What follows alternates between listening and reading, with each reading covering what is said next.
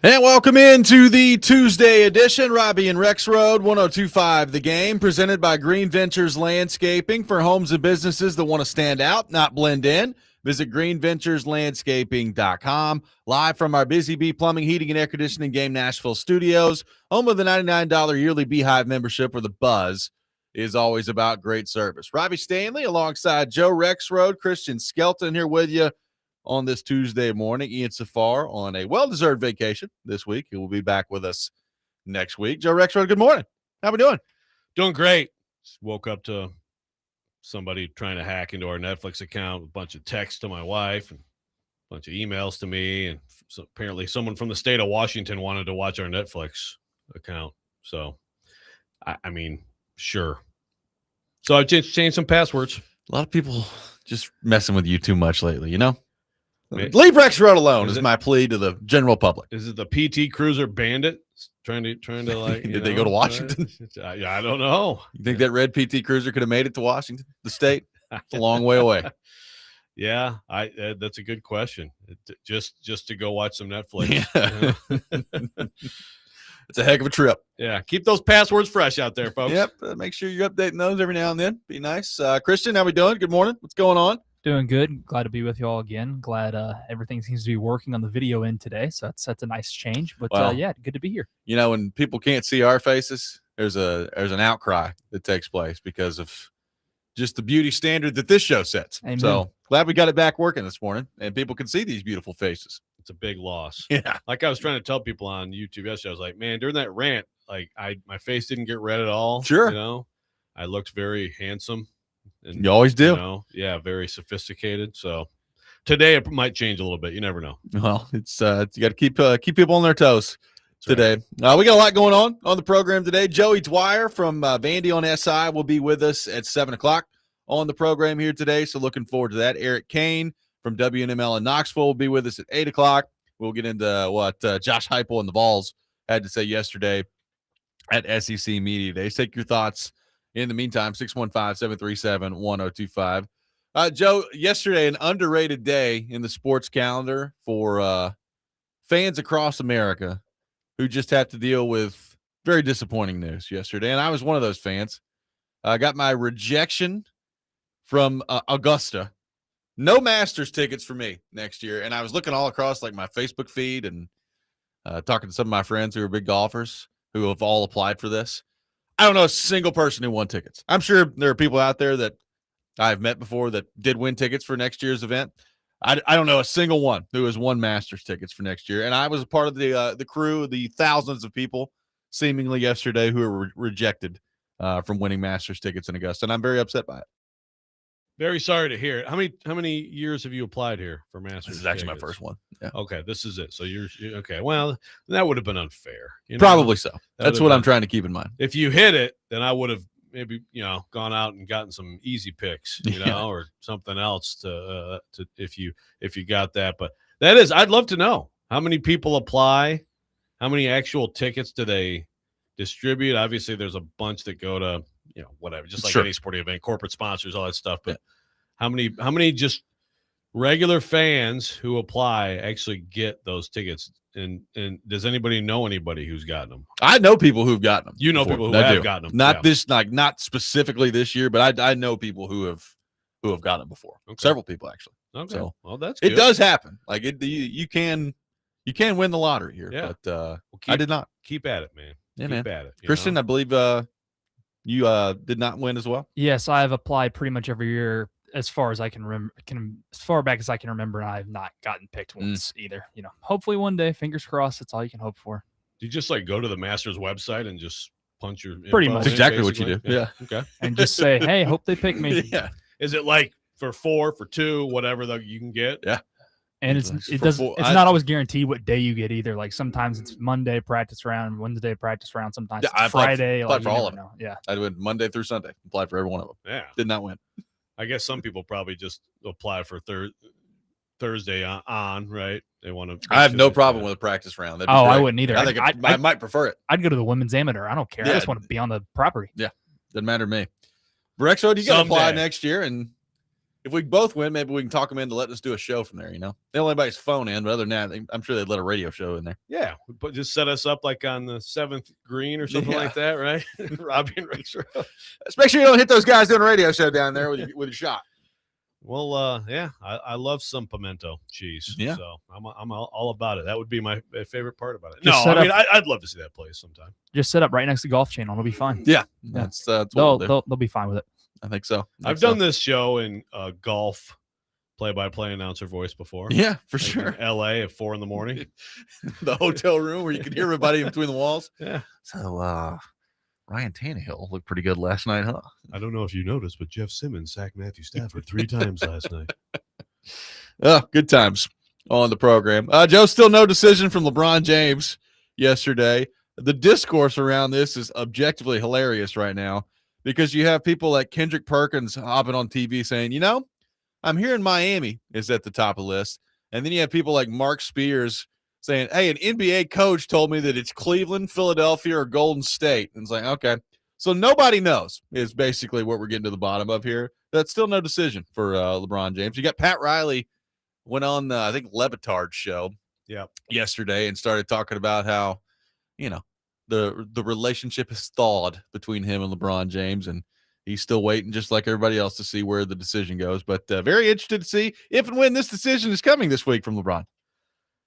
I mean, yeah, it's. I think at this point it's like each day because I mean, how many days now have one of us on the first segment box put in LeBron? It's been a few days now because it's like that. I think that should tell him, if nothing else, LeBron. We keep putting on our show at the show open, LeBron. Maybe we'll be talking about LeBron today because it's just that time. I mean, it's really enough already. Like, you're not 2010 LeBron, 2014 LeBron, 2018 LeBron. Like you're a really good player still, and you're the best player of all time, but you're not that now. And stop, man. Stop holding everything up. Please. Yeah, it's a little ridiculous. And again, the rumors around all of it are funny because, I mean, you hear something about a different team every day. At this point, I have no idea where he's going to end up. I mean, Miami's still the betting favorite, but we'll see what that looks like here. I have no clue what's happening here and where he's going to end up. And Stephen A. Smith keeps talking about Golden State being back in. I have no idea. So I don't know that anybody knows or if everybody's just talking and then information is nowhere really with any sort of basis with what they're saying. Yeah, like, is there active? I mean, whatever the money is at each place, you kind of know. You knew that. You've known that. You've known everything. Is there still, when you say like Golden State's back in it, like what? So how? Well, I say that from the standpoint of like everybody else is just talking. Well, it's going to be the East. It's going to be the East, and then Stephen A. Smith just keeps bringing up Golden State makes a lot of sense. Golden State's like, yeah. So I don't know. Yeah, no one knows, and everybody's sick of not knowing. I mean, come on. Yeah. So I said that happens today. I predicted Wednesday. So if we get to Thursday, then that's meltdown time. It's good. It's good to know. SEC Media Days underway. We're going to get into some things that Josh Heupel said a little bit later in the show. I texted you yesterday, Joe, and I did say I think Heupel is worse today than normal, and that is it's a little hard to do when it comes to the SEC media. I mean, look, Josh Heupel done a very good job, I think, as football coach, and we'll see where things go from here at Tennessee. I don't know that I would necessarily call his press conferences every week appointment viewing when it comes to a Tennessee fan out there. Particularly when you get into SEC Media Day stuff, like it's not great. He doesn't really say a whole lot. I thought yesterday, other than a clip we'll get into a little bit later in the show, not a whole lot going on yesterday with Josh Heupel out there. Yeah. And even like we'll get to that clip. Like some of the reaction to that is mind blowing. Like that, like apparently LSU fans like were mad about that. It's like, I was like, yeah, okay, that's kind of funny. It's apparently, how dare he? These LSU fans, man, they are something else. But yeah, it was a lot of not saying a lot for him, basically. They do have a quarterback battle. Did mention that you can't lose to Vandy. Yep. And he called him Vandy. So, I mean, that's a little bit, can't lose to Vandy. So, yeah.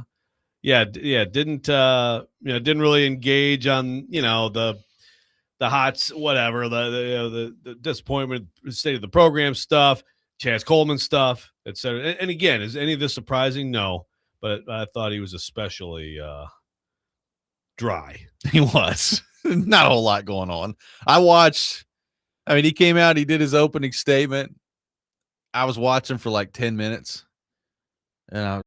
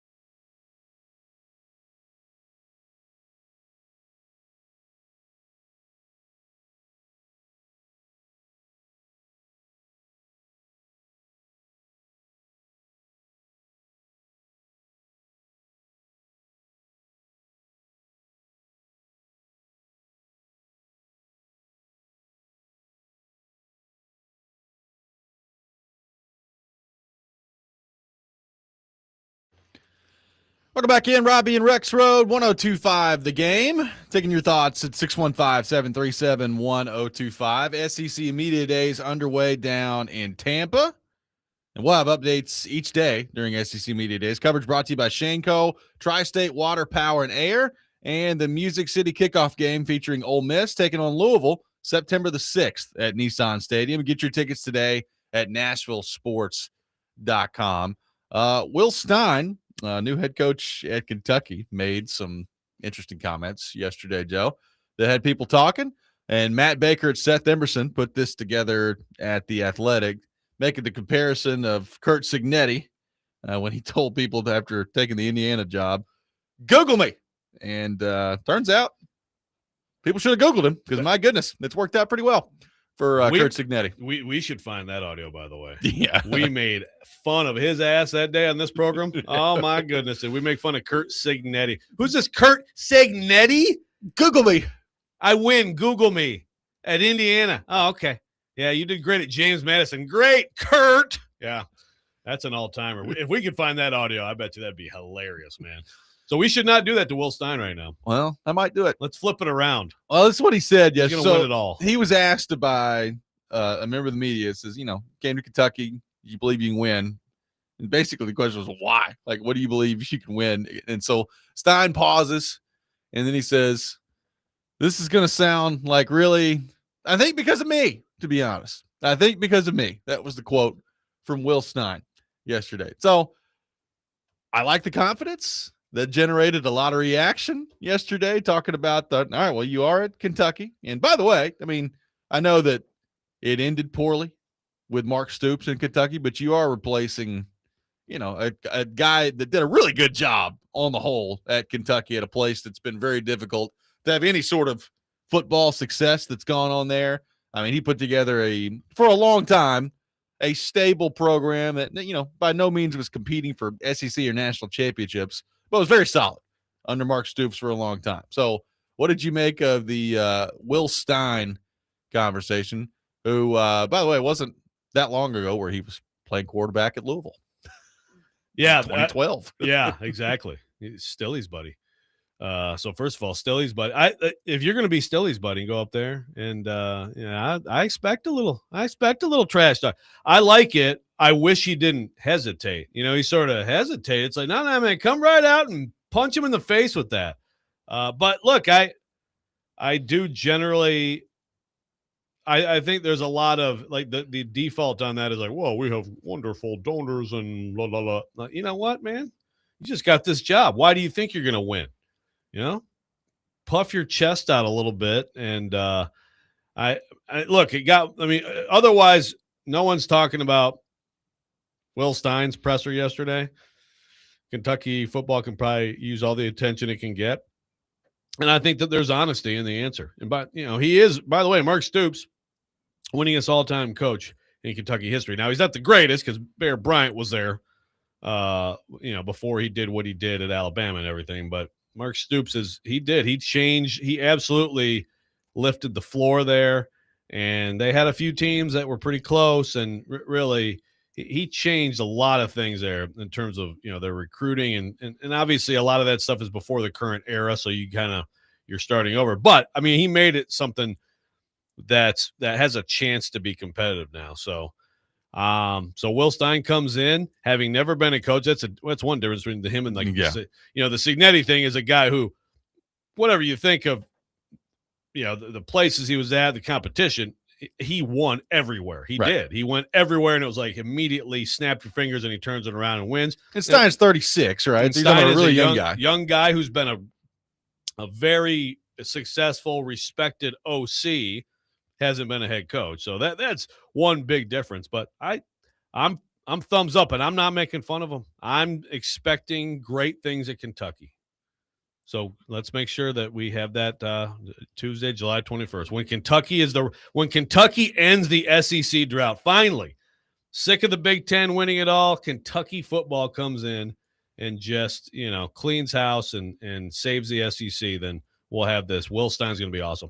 But no, I don't know what he's going to do. I like the answer. Just don't hesitate. Come right out and just say it loud, man. Well, from 2018 until, I don't know, 2023. I mean, you're talking Stoops put together. He was 10-3, 8-5, 5-6, 10-3, 7-6, 7-6. So Kentucky football, that's pretty good, right? I mean, let's go look at the history before that. Not great when it comes to Kentucky football there. So, like, to me, if Stien can get it back to winning 7 or 8 games every year, you're probably going to be pretty happy with that if you're Kentucky. I do think it's interesting, like in today's era, you just saw Vanderbilt win 10 games. You've seen Indiana win a national championship and have 16. Yeah, I mean, it's just unbelievable. So, like, I do think there was a time where I would have thought about Kentucky football or pick your program, Indiana football, and I would say, well, there's no chance that they're ever going to be good.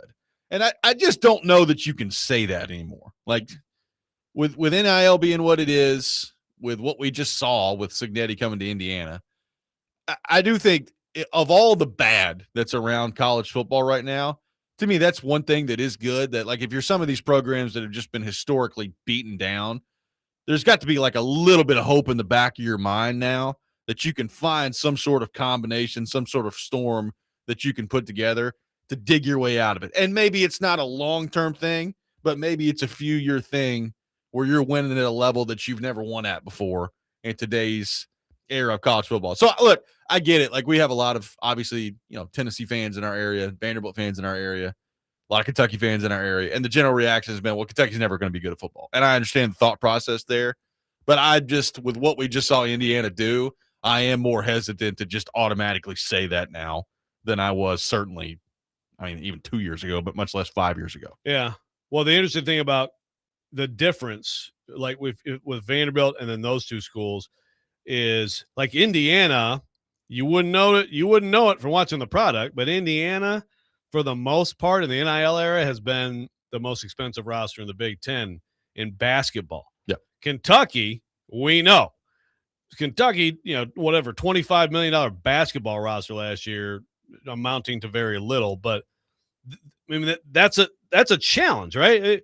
You have to think year by year.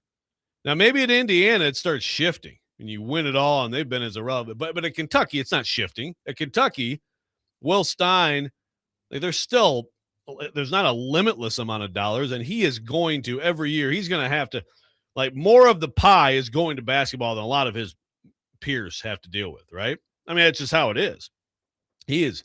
Now, again, maybe they can find a way to have more revenue. Obviously, their basketball revenue is also bigger than other places, but it's still a challenge, I think, when there's still a pie, a general pie of here's going to the student athletes, different sports, and he's going to have to deal with that. But yeah, it's also it's wide open, and the earth is a lot more flat in that sport. And especially if you catch lightning in a bottle with a quarterback, you can do things that you would never, that the history of the program would have said you couldn't do. And obviously with Will Stien, the hope for Kentucky is, one, the recruiting is going well. High school recruiting still matters a lot. And there's definitely momentum there. And is he schematically going to be an edge for them, an advantage for them? Cignetti, when it comes down to it, Cignetti out-coaches people. There's no way you can look at it and say, man, they're just so talented. Alabama versus Indiana, man for man, player for player. You telling me Indiana just dominates them in terms of talent? No, but they destroyed them on the football field. Is Will Stien some sort of a schematic advantage for Kentucky? I don't know, but he was a very good OC. He was, and now I do think getting your first head coaching job in the SEC, especially that young, it wouldn't surprise me if this is a big learning lesson coming his way of, maybe, I don't know if you're quite ready for that. But again, you're talking about a very successful coordinator. His background is impressive. There's a reason he got hired at this age. So we'll see what it looks like. But I'm kind of with you. If you're going to say it, say it. I don't necessarily dislike it. I think that if you're not good, it's going to be things that people come back to very quickly and say, we're going to win because of me. All right. Okay. You're 3-9 this year. Right. Get ready to deal with some of that. But every ugly loss will get the because of me. Because of me. Exactly. Every time they get absolutely destroyed. But if you're willing to take that on, more power to you, man. That's good. I love it. And now I'm having flashbacks to Charlie Weiss too, by the way. Probably because I said schematic advantage. Remember when Charlie Weiss got the Notre Dame job? Oh, yeah. You were young, but Oh, I remember. I mean, he had a teammate like, we will have a schematic advantage every week. Every week. Yeah. Okay, Charlie. How'd that work out? Man, God, that guy. Had some great games though between Notre Dame and USC back in the day. Yeah, he had the Bush push. Yep. The Bush push game got him a ridiculous contract. You almost beat USC, Charlie. Yeah. Let's lock you up for the long term. Way to go, guys. 615-737-1025.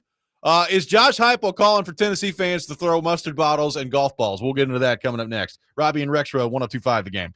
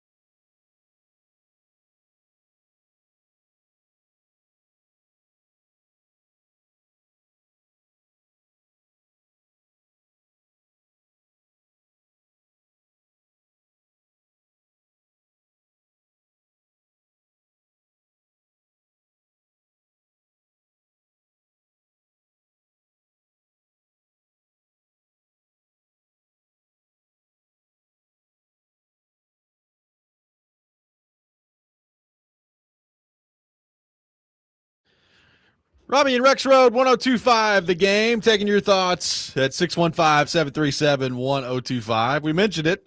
Not a whole lot from Josh Heupel yesterday down at SEC Media Days. But he did have one quote that got the people going. When he was asked about Lane Kiffin returning to Knoxville later this year with LSU and revisiting the first time Lane Kiffin was back in Knoxville as head coach of Ole Miss when Joe Rexrode, among others, were down there on the field taking shelter from the water bottles and golf balls and mustard bottles and all these other things that were being hurled onto the field from the Neyland faithful. And Heupel was asked about the passion of the fan base, Kiffin coming back again this year, and whether or not maybe the fan base has toned it down a little bit. Here's what Josh Heupel had to say. Certainly hope our fan base hasn't cooled off. So, whether it's the grocery stores being fully stocked with mustard, or our sports stores making sure that they got reinforcements on the golf balls. Hopefully, Knoxville's ready for his arrival. So, advocating for violence. So is Heupel calling for more people to start hurling mustard bottles and golf balls from the stands of Neyland Stadium? Joe Rexrode, your thoughts? I mean, that's what it sounds like to me. LSU fans, there's some LSU fans that got really mad about that. Really mad. In all seriousness, please no golf balls, man. Don't throw golf balls. That is seriously dangerous. The mustard bottles, I'm fine with that. But I will say how full of the mustard bottles. Well, that's giant mustard bottle completely full. I'll never forget like the image I had of like some photographer just got absolutely drilled with a full water bottle, which doesn't sound like much, but it was like coming from like hundreds of yards away. Like it was like seriously, like we were in the middle of warfare. It's like a missile. It's D-Day out here. Yeah. No, I mean, this stuff was raining out of the sky. These Tennessee fans sometimes get mad. People bring it up. It's like, well, what about this and that? It's like, yeah, but if you were down there, like it got a little bit crazy that night. It really did. I mean, it really did. So I don't know that Josh Heupel should be asking for a repeat of that. Why don't we do something new for Lane? Well, all he said was he hopes that the mustard bottles and golf balls are stocked. He didn't say to throw them. That's true. He didn't actually say to throw them. Maybe he's talking about a good tailgate. Yeah, maybe he wants to take Lane golfing. Have a little snack out there. Yeah, exactly. Yeah, they sell hot dogs there. Make sure there's enough mustard. That was look. It was kind of a weird quote if you really think about it. It really was. But I mean, whatever. It was something. It was something that Josh Heupel said that people noticed. They noticed it. Yeah, listen, in all seriousness, I hope that there's not a repeat of golf balls and mustard bottles being thrown this year. I mean, people are kind of circling in on, well, just imagine what Kiffin's going to be dealing with in Ole Miss this year. And it's like, well, good Lord, I hope there's some level of security, because if not, like if it's worse than the golf balls and the mustard bottles, we may have a big problem out there in Oxford. So I don't know what that's going to look like. But it is from a Lane Kiffin standpoint, he's having 2 road games this year where the reception for him in particular is not going to be good. Yeah. Well, that one, because that one's going to be a different level. Like imagine if Tennessee played him the next year, 2010. Yeah.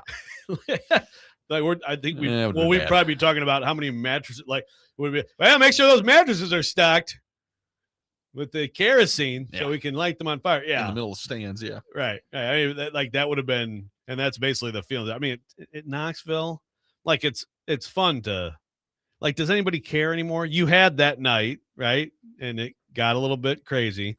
And seriously, like if you threw a golf ball from the upper deck and it hit someone in the head on the field, like it actually could like be a real problem. Yeah. Like Lane like reached out and caught one.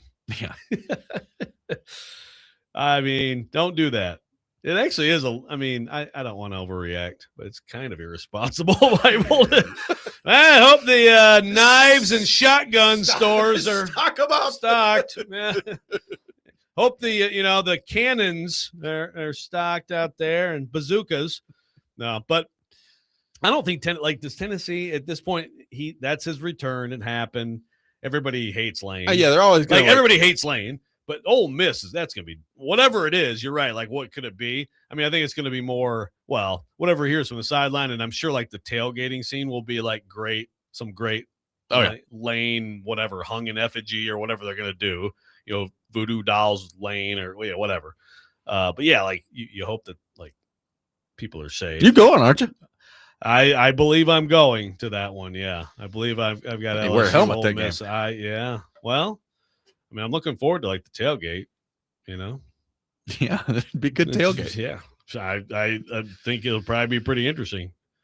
So, I mean, I wouldn't even have thought of that, I guess, as a question for Heupel. I would. I mean, you know, I would assume. I don't know who the reporter was who asked it. I mean, I would assume it's probably an LSU someone reporter. who covers LSU. Yeah, I kind of looking ahead. But, yeah, that makes sense. But it's.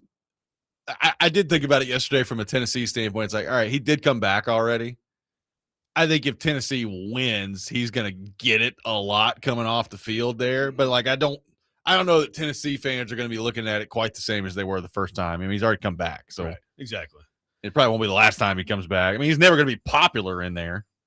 Although, I mean, some of the same people throwing golf balls at him were wanting to be the head coach at one point before that again. So it's a strange dynamic he's got with Tennessee fans. Yeah, that's 17 years ago. He's been back. Now we're revisiting that night. Brian says people can't trash talk about soccer and faking injuries after that game against Ole Miss. That was ridiculous. It was wild. It was. I know. I mean, Lane. Boy, did they take that to the extreme? And it was actually, if I recall, like the stoppage and was that fourth down call, right? It was, I believe so, yeah. Which was, I think, the right call. Right, it was close, but the right call. Yeah, yeah. That sideline, that was crazy. And then I remember sitting on that sideline, and be like, okay, all right, Joe Milton, one shot. What do you got there, buddy? He's running our way. Hey, watch Mike Wilson get out of the way. Joe Milton's running out of bounds for some reason on the last play of the game. I don't know why. I don't know why he's doing that. He didn't throw the ball at all. It's amazing. Didn't throw a pick. Yeah. Okay. Woo. Yeah. And Nico did the same thing a couple years later in Arkansas. It's like, any of y'all going to throw the ball on the final play of the game? What are we doing? Yeah, I guess Josh Heupel does deserve credit for quarterback development, but like that specific scenario, that situation, maybe you want to emphasize that one day of camp. If the time's running out in the game and you guys feel like you're going to run, and we're behind, don't throw the ball somewhere. Yeah, we're losing. Yeah, you want the ball needs to be somewhere around the end zone if possible. Oh man, but yeah, that was the most interesting thing Josh Heupel said yesterday. So the Tennessee fans that I know didn't really think much of it. They were just like, yeah, golf balls and mustard. My dad. Hey, Josh made it funny. My dad is a big Alabama fan. He's like, is he calling for like some call to arms out here? What's going on? So we'll see. Well, that one could be an interesting game. It's the second to last game of the year. Yeah. Who knows? Who knows what will be at stake? Probably something big at stake for LSU, but I don't know. We'll see. I mean, their schedule, we talked about it yesterday, is pretty tough. And then, of course, if Tennessee is playing for something there, well, then that'll be an incredible atmosphere if that's the case. Yeah, for sure. That will be an incredible atmosphere. That's the third, as we pointed out, it's the third week of a 3-week stretch for LSU, where I believe it goes Alabama, Texas, Tennessee. So first two of those are at home, so at least he'll be in the friendly confines of Tiger Stadium at that point. And then he goes on the road to Tennessee. Yeah, and he will have already gone, as we talked about, to the Ole Miss. And I mean, Ole Miss, most people have them in the top 10, preseason top 10. Yep. So obviously you have one hell of a QB running back combo there, but man, it's going to be really interesting. Because I mean, that is a big, we talk about like Robert Saleh, different situation, because it's just like after a bad situation, taking over a bad situation, don't lose that game. But if Lane loses right away against Ole Miss, like that is like an entire nation other than LSU fans it will be the biggest Ole Miss fans that day. Well, 2 out of the first, I mean, much less that, 3 out of the first 4. This is LSU's first 4 games. Clemson, they got it at home. La Tech, at Ole Miss, and then home against A&M. That's your first 4 games. Like I don't think they will, but you very easily could be 1-3 after your first 4 games. Oh, just an amazing thought. Oh my goodness, the complete meltdown. Like I'll at this point, I'll believe that like Dabo is going to march into Tiger Stadium and beat them when I see it, just based on Clemson. Although you ask Dabo right now, they were going to pick us 20th in the ACC. It's like, all right, whatever, man, calm down a little bit. So they'll probably beat Clemson if I had to guess. But I mean, Ole Miss, let's go Dabo. I don't know. Oh, I'd be rooting for Dabo at Ole Miss and home against A&M. I mean, they could technically be 1-3 after their first 4. Just an amazing thought. Then LSU fans will be like, well, time for basketball season. Hey, Will Wade, how many 33-year-olds out of Israel have you gotten? You got some guys yet? Did you get, did you get Larry Bird out of retirement? No, that's an amazing thought. I mean, Texas A&M at LSU, that's a massive boy for that to follow the Ole Miss game. Welcome to Baton Rouge. Hey, man, it's a tough schedule. That's not even factored in. Like I said, later in the year, Alabama, Texas, Tennessee. LSU's got a really tough schedule this year.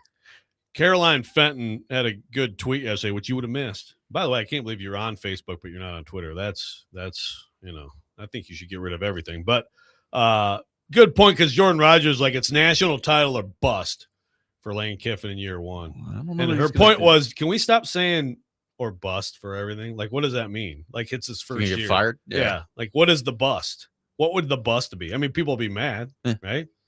I think national title or bust is reserved. Like, I would say that for Texas, because that might actually, I mean, I don't know if Sark gets fired if he doesn't win it all, but like that, okay, that would be a program that you would look at and say, or bust. We say or bust too much. Good job, Caroline. I would agree. I mean, I don't know that LSU's even getting in a playoff this year. I mean, their schedule's, it's a murderer's row. Again, you're saying all these things that make me excited, and I hope they come true. So I hope I'm not disappointed. Because, yeah, I agree with you. I mean, Lane's a good coach. He's a good coach. You know? He's also never won anything. Yeah. So there is that people tend to forget about with him. Yeah. 615-737-1025 is our phone number. More reaction from SEC Media Days coming up next. Joey Dwyer from VandyOnSI coming up at 7 o'clock. All that ahead. Robby and Rexrode, 1025 The Game.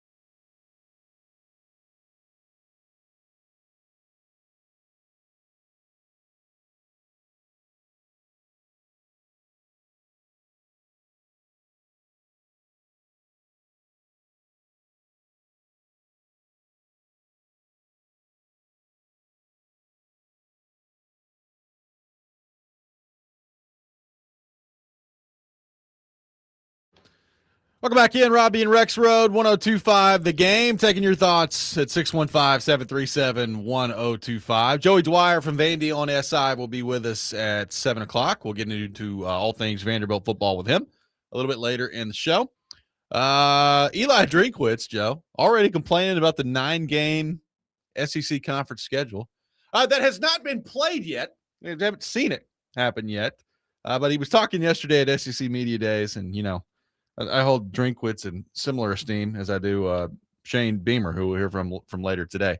But he was talking about how, the Big Ten, part of the reason they've won 3 straight national titles is they don't have to play these Power 4 opponents automatically with their 10th game when it comes to all this. So there is that he talked about. And he talked about the stadiums.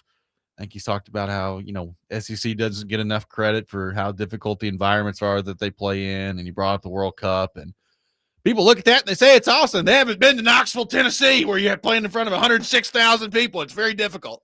So Eli Drinkwitz was in typical Eli Drinkwitz form yesterday, Joe, but already whining about the 9-game conference schedule before it's been played.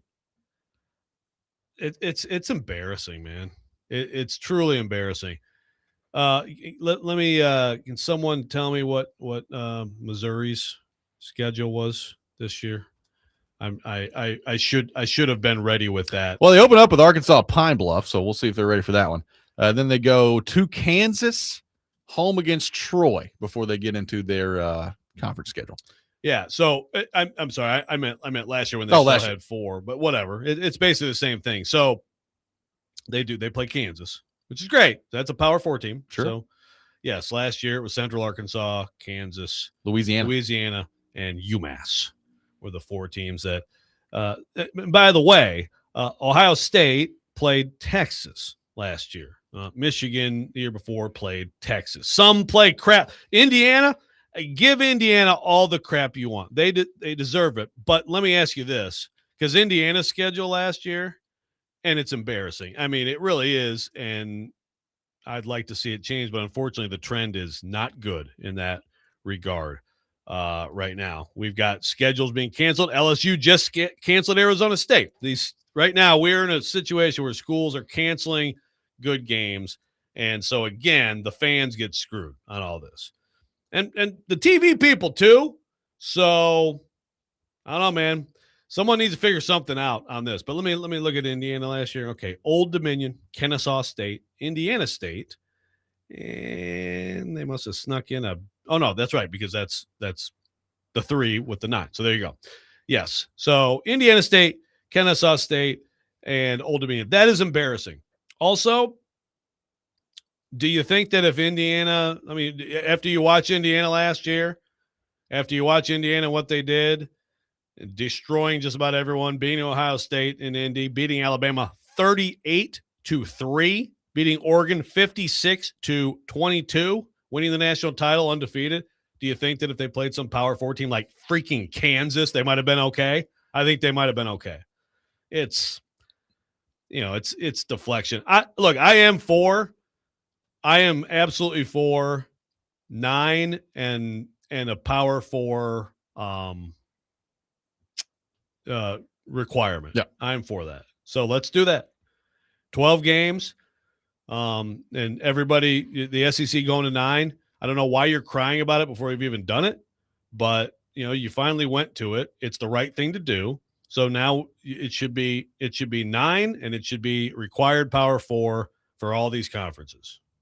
I mean, it sounds great. The problem is, as we know, getting anybody to agree on anything or do the same thing or whatever is often a lost cause in college football. It's often a lost cause. But, look, I also think SEC coaches, and this is part of why the college football playoff expansion idea is what it is, because I think one of the things, and I don't think it's been reported and coaches have talked about this, one of the reasons that coaches agreed to go to the 9 games conference schedule in the SEC is because they were told the playoff was going to expand, and they were told it was going to expand like now rather than, moving into 2 years from now, wherever it ends up happening. So I think there's some anger still sitting there from guys like Eli Drinkwitz and these coaches who expected by the time 2026 came around that we'd at least be at 16 in the college football playoff right now, and we're not there. And they're like, well, what in the world are we moving to 9 games for if you guys haven't expanded yet? And that's where some of this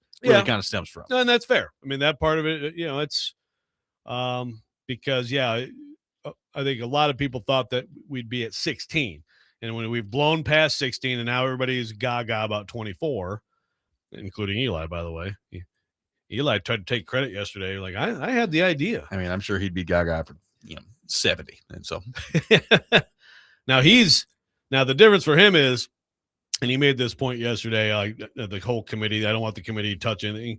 He wants it to be all play-in. So he wants it to be, the championship games preserved plus whatever, I guess a 3-6 and a 4-5, and then those automatically get into the playoff in the Big Ten and the SEC, and on, which sounds awesome. I mean, what are we even playing the regular season for? Right? Yeah. Let's cut it down to a 7-game regular season. But then every single AD in the country will say, if I don't get my 8 home games at least 3 out of 4 years, I can't even come close to making my budget. And on and on and on. But that's where, okay, that's fine. So the student athletes in this era of player safety, they're playing 17 games. Okay. Yeah, it just doesn't. Sure. It doesn't make any sense. And look, like I said, that's where a lot of these coaches are in the SEC. That's what they're mad about. They're mad about college football playoff not expanding, and you're agreeing to go to the 9 game because what they're going to say. And I think they have been right. Now, it's harder to make this argument when the Big Ten's won 3 championships in a row. But what they'll say is the week-to-week in the SEC, top to bottom, is just tougher, and other conferences don't have to deal with that. So why in the world would we have to expand the 9 games if you're not going to expand the college football playoff? I mean, I could at least listen to that argument. I don't know that I buy it, but I can at least listen to it. And that's where I think you'll see some of the whining about the 9-game conference schedule when the college football playoff does expand. I think you'll start to hear less and less of the whining on that front when it comes to when they get to 24. Nobody's going to have any time for you whining about a 9-game conference schedule at that point. Yeah, and look, I hate the 24, but I hate what I'm seeing with these games getting canceled left and right. I mean, it looks like a lot of coaches are saying, you know what? We're going to go 3 cream puffs then. And that's not the point. I mean, again, if we think TV people run this sport, well, they're losing right now on that. They are losing. Week 1 this year sucks. Week 1 sucks. Like the entire week. I mean, basically we have Clemson, LSU. We have here in Nashville, we got Louisville, Ole Miss, which actually could be a more interesting game than, but I mean, it's bad. It's bad up and down. So, what if the 24 actually does, and I have my doubts that it will, but if it actually does encourage scheduling real games that people want to watch, I mean, that'd be one thing that I would at least try to find solace in that. Well, when you come to, and I agree with the idea with the SEC that you just said, Robbie. I think Bill Conley from ESPN, I think he has it exactly right. So he said that the SEC's worst team had a better rating than the 7 worst Big Ten teams. There are a lot more bad teams in the Big Ten. Yeah. There are a lot more gimmies. But the SEC's best team also lower. This is going into this year than the Big Ten's best 3 teams. Right. So the SEC right now is much higher floor than the Big Ten. And so I do agree with that. I mean, I think it is tougher on a week-to-week basis. But here's the whole thing about the scheduling. I know we got to go, but how are you going to demonstrate that your league is superior if nobody plays anybody from other league?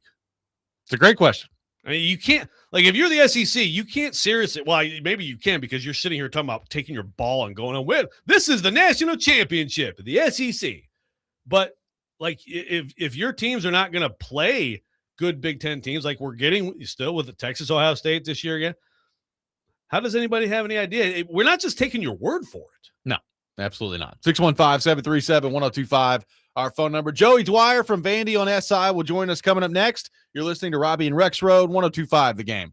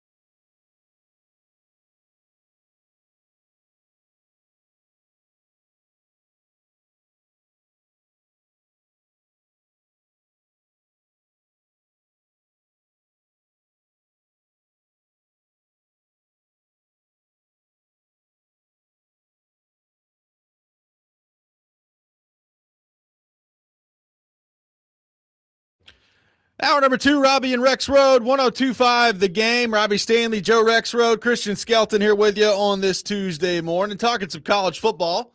And to help us do that, we head to our phone line, driven by WilsonCountyHyundai.com. And welcome in our friend Joey Dwyer to the program from VandyOnSI. Joey, good morning. How are you? Good morning. I'm in some fancy ballroom in Tampa, so hard to get better than this. That's pretty Nice. That's pretty sweet. Vanderbilt speaking today at SEC Media Days down there in Tampa. And we'll hear from Clark Lee later in the day, Joey. And one of the things that's going to be really interesting here, we've talked about this a lot on our show the last couple of weeks of, obviously you've got Jared Curtis coming in, you're replacing Diego Pavia, and just an unprecedented run of success last year for Vanderbilt football. And I think a lot of people are going to be wondering heading into all this, how sustainable is that? Like, how do you go about replacing the most impactful player in the history of the Vanderbilt football program? And can Clark Lee do that? What's that going to look like moving forward without Diego Pavia? So how important is this season in your mind from the standpoint of Clark Lee proving that, this isn't some fluke and that this program has some staying power moving forward? Yeah, I think it's interesting that you bring that up. That really was the main message of a spring one-on-one I did with Clark Lee, where basically the whole interview he was on his soapbox about the idea that their success was not just attributed to one person or one or two players, that it was sustainable and that it was a program-wide thing rather than just a one-player thing. Now, I guess we're going to see the test of that. And to me, a successful year doesn't look like 10 wins. I don't think that's a realistic expectation for them. I think it is important, like you said, to show that there is some level of sustainability here. I think they need to show that they have the next core in place, like they have the next group of guys. And to me, this looks like a deeper roster than they've had, but I think we've said that every year about Vanderbilt football, so I don't know how far that will actually go. But to me, I think it's a big year just in terms of building the next foundation of their program. I don't think I expect them to be in the playoff or anything, but I think you look at it and you have to come out of this year saying they have some positive momentum and they have some pieces that they can build a next 10-win team with. I think that's not what their messaging is going to be. I think they're going to be pushing for playoffs and things along those lines. But to me right now, I think you just have to have the next core in place. And I don't see any reason why Vanderbilt doesn't have that with Jared Curtis at quarterback in particular. Yeah, and that's where I was going, Joey. How do you expect that to play out at quarterback? I mean, I guess I'd be surprised if at some point he's not the starter, or at least playing a lot, but maybe not right away. Yeah. Yeah, totally. I expect him to start their most meaningful games this year, and we'll see where it goes right away. I'm planning to ask Clark Lee today if he's going to play two quarterbacks. That's probably the thing I'm most curious to hear about today, and I anticipate he'll probably give somewhat of a real answer in regard to that, especially since they have Austin Peay and Delaware to start out. I would not be shocked if Berlowitz and Curtis both played significantly in that game, and I actually wouldn't be surprised if Berlowitz started against Austin Peay, but I also think that doesn't really mean a whole lot. I expect it to be Jared Curtis when they go to Auburn, when Alabama comes to Nashville, when they play Mississippi State on the road. I don't see any way that Jared Curtis would come here and not play right away. Well, and you mentioned it, and you do look at their roster, and obviously, Diego Pavia was so important last year, but they do have, a lot of guys that are on the team that played big roles for this group last year. And I look at Cedric Alexander, and I think he's going to be so big for Jared Curtis when he does step in and play in those meaningful games this year. How important, I guess, from just kind of setting the tone and giving your young quarterback something, to rely on in the running game is Cedric Alexander going to be this year, who just came up so big in big moments for them a year ago? Yeah, it's a big deal. You look at the offense a year ago versus 2 years ago, and I think that's one of the biggest differences, that Cedric Alexander really took a big step forward. In year one with Diego Pavia, Pavia was their running attack. I mean, Alexander was fine, but he wasn't their leading rusher, and I don't know that he was all that reliable for a big play. I thought he was much better last year. I thought he was much more reliable, and I thought that added a dimension of their offense. Now, I think that's as important as it's ever been. Pavia could do without a big running attack, but I don't think Curtis can. I think he needs some margin for error. He needs a few big plays to help him once in a while. And I think the big thing with Cedric Alexander is he's got to be a safety blanket for him. He's a good pass catcher. And I think that could change the dynamic of their offense if he's open a couple times when Curtis is in trouble, and maybe that can ease some of Curtis's decision-making woes early on. Maybe he can dump it down to Cedric Alexander, and that can bail him out of an interception or two. That's the types of things that Cedric Alexander is going to be important for. Sticking with offensive skill, Joey, first of all, I think Cole Spence obviously got overshadowed a little bit, but a really nice player coming back at tight end. And we all know Junior Sherrill's really good. Is there another, maybe young or transfer skill guy or two you're looking at that maybe people don't know their names yet, but they're maybe going to make a big splash this year? Yeah, I think Ja'Cory Thomas is probably the big one that is a swing player for them, where he was a heavily invested in transfer. He really didn't have a great spring, a transfer from Old Dominion at receiver. I think if they're going to have a good year offensively and a year that propels them into the playoff talks, it's going to be because Ja'Cory Thomas takes that step and is their number 2 receiver. I think Sherrill's going to be the one, and I've got some questions about how that all plays out too. But to me, Ja'Cory Thomas has to be the 2, and he kind of has to decisively be the 2, and otherwise, I think they have a lot of young guys that they need to have take steps forward. Like Tristan Brown has to take a step forward. Joseph Buffet has to take a step forward. Bryson Coleman has to do more. I don't know how that all plays out yet, but I think they're relying on a lot of guys who have been in the program and really haven't done anything to take steps forward. But to me, the 2 big things in their receiver room are, can Junior Sherrill be a true number 1? I wrote a story this summer, like, he's been really good. Vanderbilt needs him to be elite, though, and I wonder if he's capable of that. Can he be an elite guy? And then can Ja'Cory Thomas be a real factor as well? Those are huge question marks for them still, though, and I don't know that I have a whole lot of optimism after the spring that Thomas is going to be what they thought he was. Joey Dwyer with us here on the program. So, Joey, it's interesting because you watch Vanderbilt play the last couple of years, and yeah, Pavia got all of the headlines and deserves a lion's share of the credit. But I also looked at Tim Beck and the job that he did, and it just felt like Vanderbilt's offense was a step ahead of the opponent more often than not. And now you've got kind of a transition taking place at quarterback. You've got a young quarterback with a ton of talent and ability stepping into the fold here.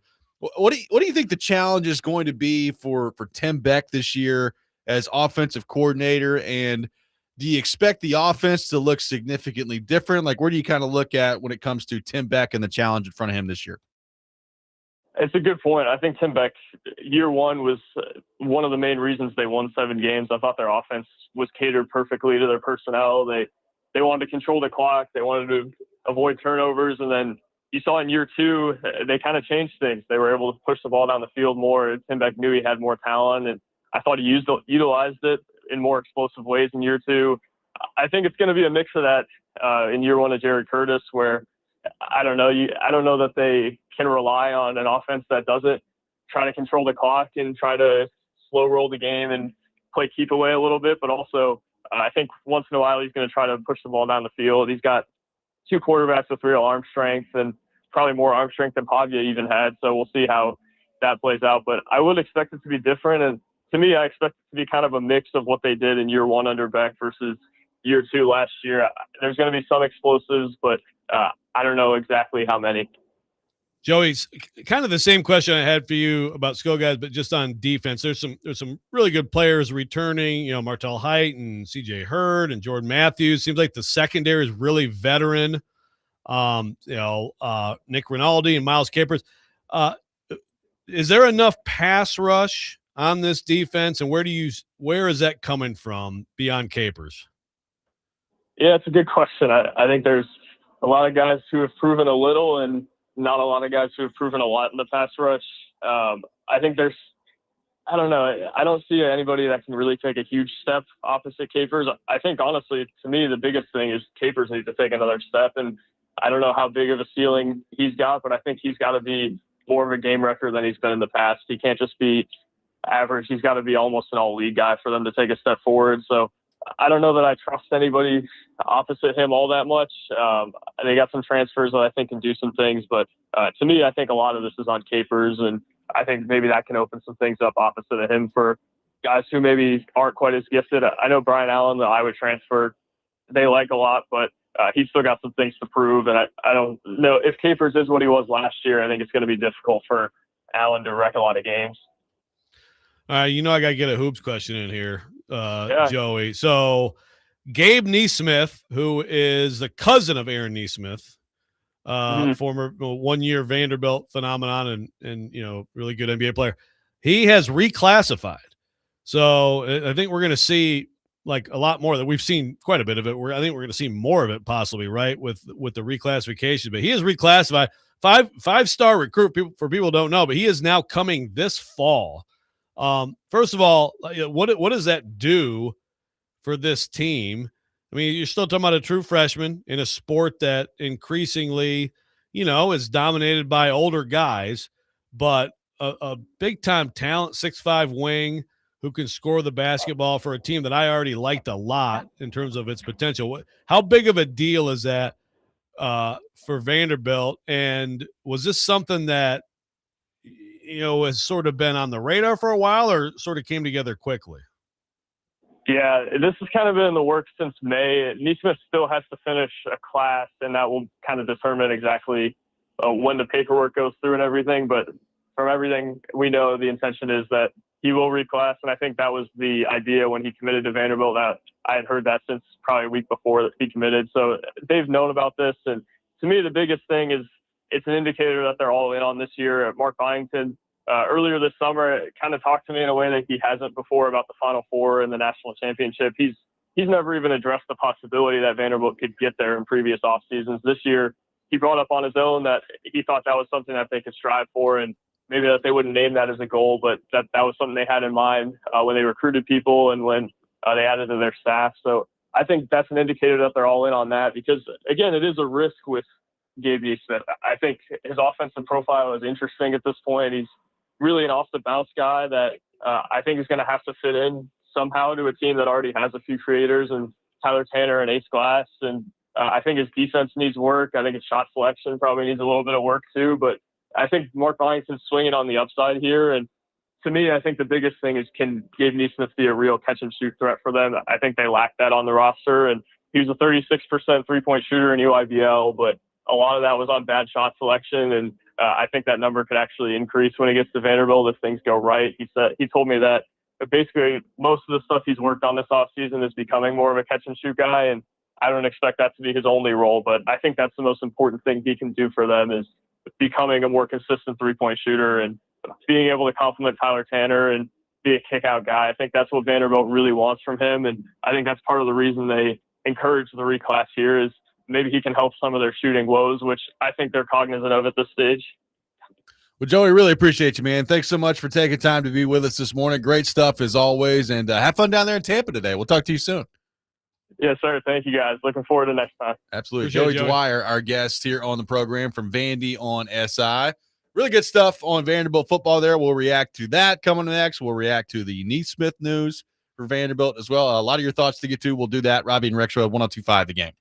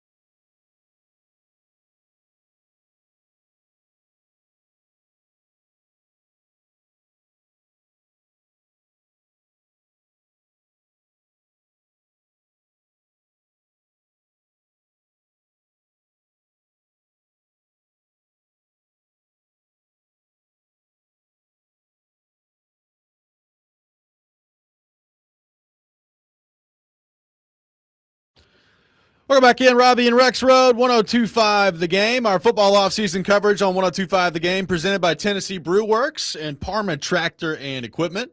Appreciate Joey Dwyer for being with us in the last segment. Eric Cain will be with us at 8 o'clock. We'll get into all things Vols with him. Taking your thoughts on Vanderbilt. JC on the YouTube chat saying, is Vandy swapping a 1-star for a 5-star at QB? Let's not forget that. Curtis bigger, faster, stronger, with better arm talent. I would agree with all that. He's also 19. So this is going to be interesting to see how quickly that starts to happen here. I mean, I do think the schedule for Vanderbilt, Joe, does kind of lend itself to, I mean, if you want to slow play it a little bit with Jared Curtis, you can. I mean, they open up with Austin P. So I don't know that you're necessarily going to need Jared Curtis to be at his absolute best. You got Delaware after that. And then it goes, NC State, Auburn, Georgia. So you got a couple weeks to kind of get everybody's feet wet if you want to there. But I would agree, like at some point, Jared Curtis is going to be the primary starting quarterback for the team this year, and we'll see how quickly that happens. But there is some wiggle room to start the season. So we'll see what that looks like. Yeah, Jared Curtis, a lot of talent, and sometimes that translates into exactly what you think it will on paper, and sometimes it's just completely different. So we'll see. You have to expect some, and that's I think what Joey was getting at. Like there's a lot to like about this team, but this looks like a bit of a step back year, rebuilding year. If your rebuilding years at Vanderbilt can be 6 or 7 wins, well, then boy, you've changed the program, right? So can they do that? I think it's possible, but I don't think it'll be easy. And Curtis, yeah, no question, 5-star versus swapping out but doesn't that tell you what stars mean? I mean, that's what it tells you, right? It tells you what stars mean at all. 1-star, Pavia was a 0-star, man. He was a decent wrestling recruit coming out of high school. I mean, he also is to me, the greatest Vanderbilt football player of all time. Yeah. He's a great football player. And I totally understand. And I think Clark Lee's going to end up being right. That it's not about one person and it is about more than that. But also, like, it's just hard to replace not just the play, but also just everything, the attitude. And people he pissed people off sometimes and things like that. But man, did he bring a totally different feel to that whole program. You hope it carries on, that some of that sticks.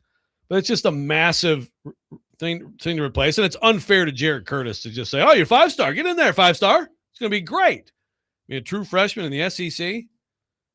Tell me how many true freshmen have flourished in the SEC in whatever era you want to talk about. Peyton did okay after he got in there, right? Did okay. Yeah, Timmy Tebow came in on like the goal line package. He did well. Tim Tebow had some nice jump passes as Chris Leak was quarterback in the Gators. Yep. You can find examples of true, but it's few and far between. It's very difficult to just come in, snap your fingers, and be that. And most programs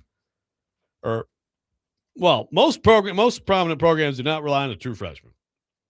And many programs, of course, are relying on veteran transfers because it's good to be old and have a 22-year-old out there instead of an 18-year-old. Yeah, and look, I think this is just me guessing. I mean, part of the reason that Jared Curtis is at Vanderbilt instead of Georgia right now is because he's going to play this year. Like, I think that's probably part of it. So, I mean, he's going to play. I think at some point here, we'll see what that looks like.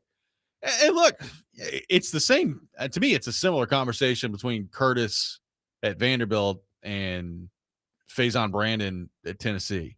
There's a lot of talent there. I think one of the most exciting parts about having a young quarterback, if he does play, is how much different is he in November than he is in September, right? Like, you would expect that when you're seeing some stuff, you were able to improve pretty dramatically on the fly. Like, Curtis is just going to have some natural physical things that he's able to do that Pavia could not do. I still think we would all agree that if you put the two of them together right now and ran Vanderbilt's offense, Pavia would be way better than Jared Curtis right now, right? Like, just because physically there are some traits that Curtis would have over him doesn't mean that you're willing to step in and give that level of quarterback play. No, it's just you're going to have mistakes. You're going to have inconsistencies. And a lot of this is also like, okay, you mentioned Cedric Alexander. What kind of year is he going to have? Yep. I think they feel good about their offensive line. That's great. That's huge. Junior Sherrill's good. Cole Spence is good. Like Joey Dwyer pointed out there, who do they have someone else emerge like they did last year? Right. And it's Pavia is, I mean, he was a great player. He almost won the freaking Heisman. I mean, at Vanderbilt. And it's not, I mean, that means exactly that's as eye popping now as it should be, as it was then. It's like that means something significant. So, but I think you're going to see Clark Lee lean into this today. Like, I think when he's at SEC Media Days, like I think he'll probably bring up the narrative out there that, Vanderbilt doesn't have Pavia anymore. And it's just it was a one guy team and all those things. Like, I think you'll probably see him, even if not today, he's definitely going to lean into that with his team of, let's go show these people that this ain't just one person that we're talking about around here. Like, this is a program that we have stepped in collectively and have changed. And I think he's a really good coach. I think he's done a great job. I don't think they have to go 10-2 this year to validate anything but I do think if you're looking at Vanderbilt at the end of the year and they're like 3-9 or 4-8, like you're going to hear a lot of people saying, well, oh yeah, Pavia's gone and this is just back to being what they are. Totally. And especially if they're that, like if it's almost like similar discussion with Tennessee a little bit in terms of if they're 3-9, 4-8, and it's like, Jared Curtis showed a ton of talent, but also whatever. He threw a couple pick sixes like a freshman might that lost a game or the defense stunk or whatever. But you're like, man, Jared Curtis next year is going to be a monster. It'll be then I think that it'd be a little easier to take that and say, okay, I mean, it was a bad year, step back, you lose the star, the Heisman guy. This guy's a true freshman, fine. If they're that and it doesn't look good at quarterback, then especially then, right? It'll be more of that for sure. And yeah, Clark will probably bring it up today. I mean, he'll probably get asked about a lot of today. I'm already kind of sick of the whole thing already. So like, imagine like by like mid-October when they lose, whatever, or they lose a bad game in September and, quarterback play is bad or whatever, people can be bringing up. He changed the program. And so it's going to be hard. You're never going to replace that. But again, yeah, if 6 wins, you get to a bowl game this year to me, and Vanderbilt they may scoff at that, like Joey said, and say, no, we're trying to get to the playoff. But if they win 6 games, that's a pretty good response. 615-737-1025, our phone number. We'll take more of your thoughts on Vanderbilt. We got the RobRant coming up later this hour. Eric Cain at 8:00. All that ahead. Robby and Rexrode, 1025 The Game.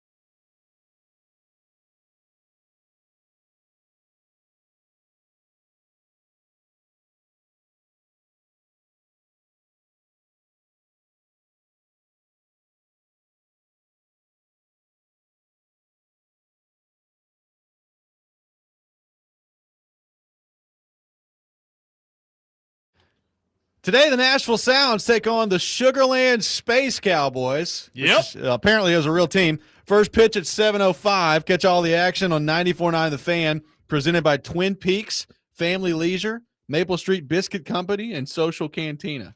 The Sugarland Space Cowboys, Joe. Your thoughts on that? Well, I thought maybe like Steve Miller was from Sugarland, Texas or something. I was like, like a tribute to Steve Miller Band. But no, it's a combination tribute to the cowboy heritage of Texas and NASA in Houston. So they make them the Space Cowboys. Sure. Hey, I'm all for minor league baseball teams having the weirdest names, but their previous name was the Sugarland Skeeters, which is also kind of a sweet name, actually. Anytime you can, get some alliteration in there, I'm good with it. Yeah, Sugarland Skeeters, which I guess is mosquitoes. I guess so. Or Skeeter, people named Skeeter. You Could could go either way with that. Could be. Taking your thoughts at 615-737-1025. Vanderbilt fans on the YouTube chat, very confident in Vanderbilt this year.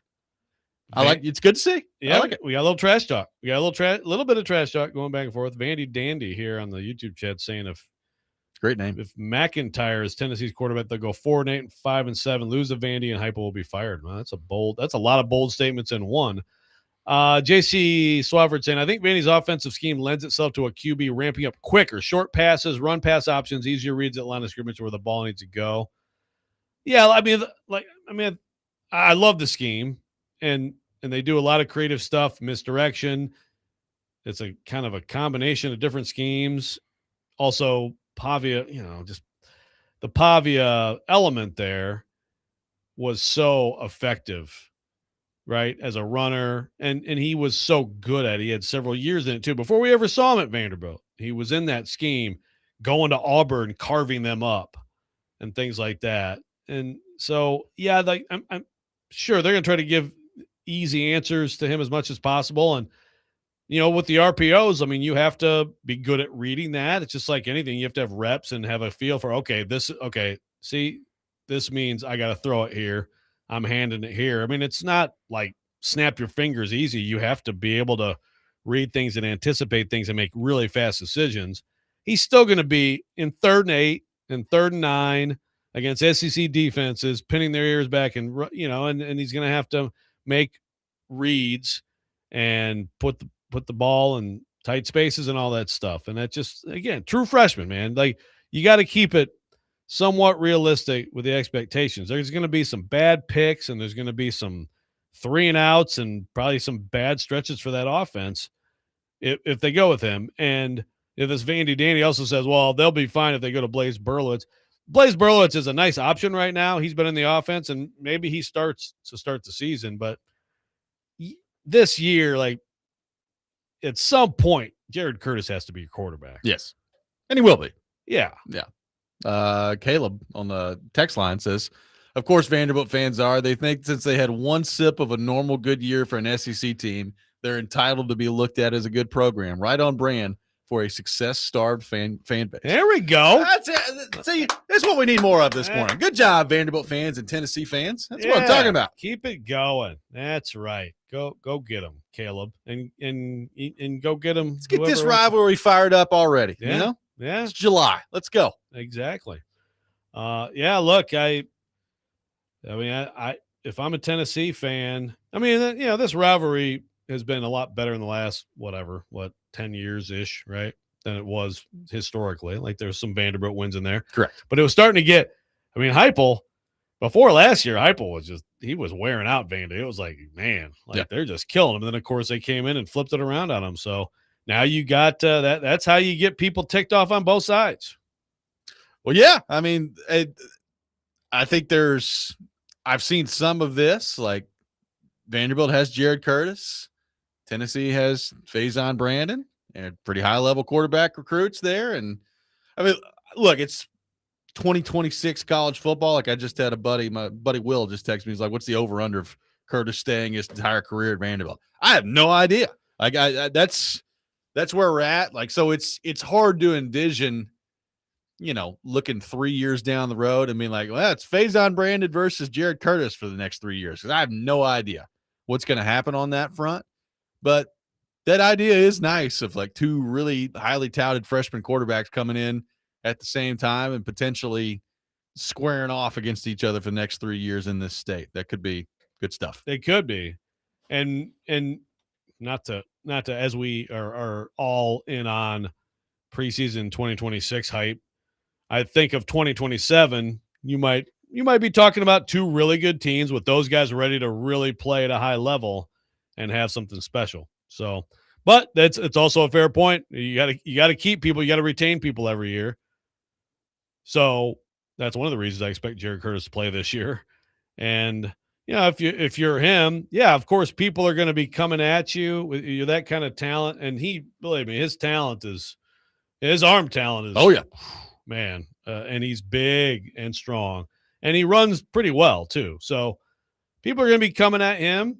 And I think if you're him, just like a lot of players, there's always the money factor and all those things and playing time factor, but you want to think you can win, right? Like you want to believe that as you move forward in your career, you're going to be on teams that can go in this league and win. It can give you a chance to play in the playoff. You want to play on the biggest stages. I mean, these top programs still are recruiting at a high level in part because players want to play in those big games. All right, so let's get to the Gabe Neesmith stuff, which shout out to you for bringing up college basketball in July. Boom. Good stuff on your part.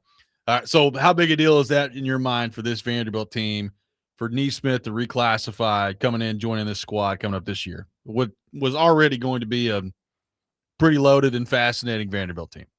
Well, I think Joey Dwyer did a good job of breaking that down and maybe putting a little bit of cold water on it in terms of, it's not like, come in and be a 15-point a game scorer automatically, right?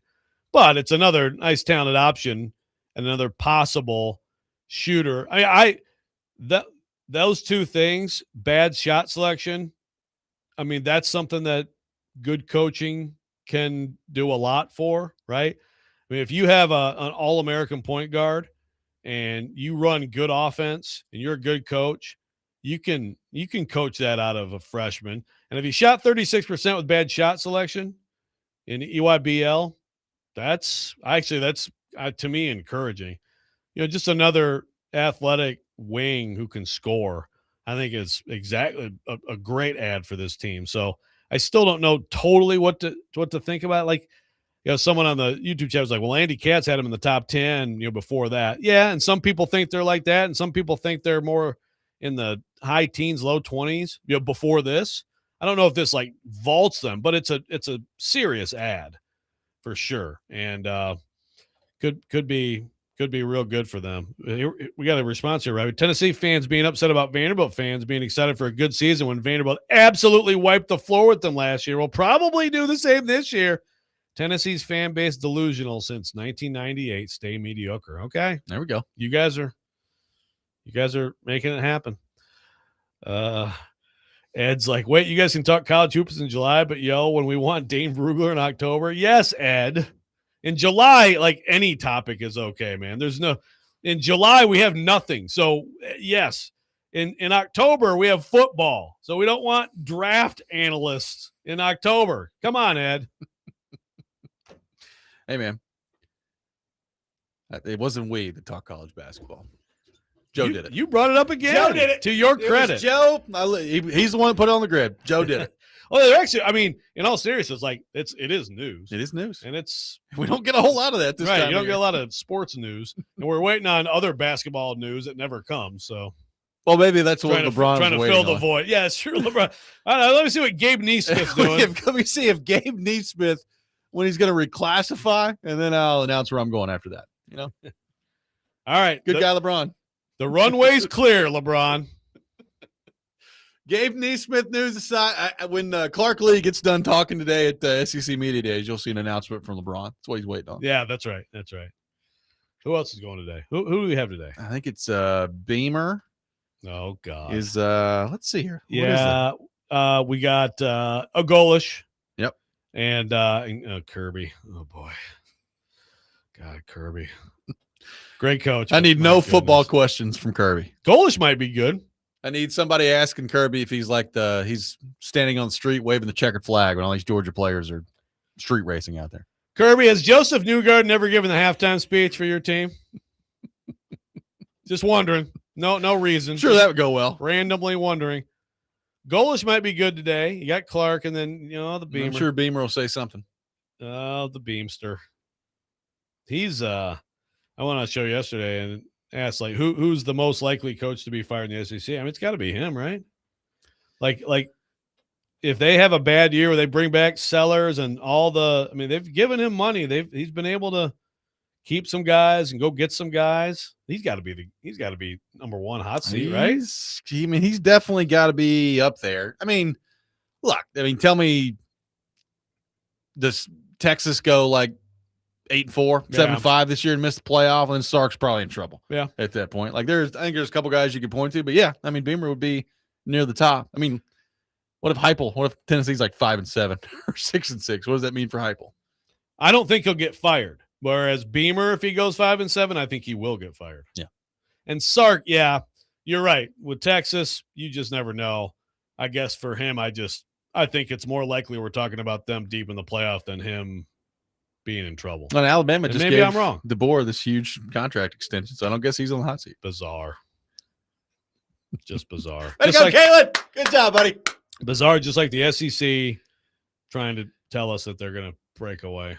615-737-1025, our phone number, 615-737-1025. The RobRant coming up next. We'll have Eric Cain with us at 8 o'clock. All that ahead. Robby and Rexrode, 1025 The Game.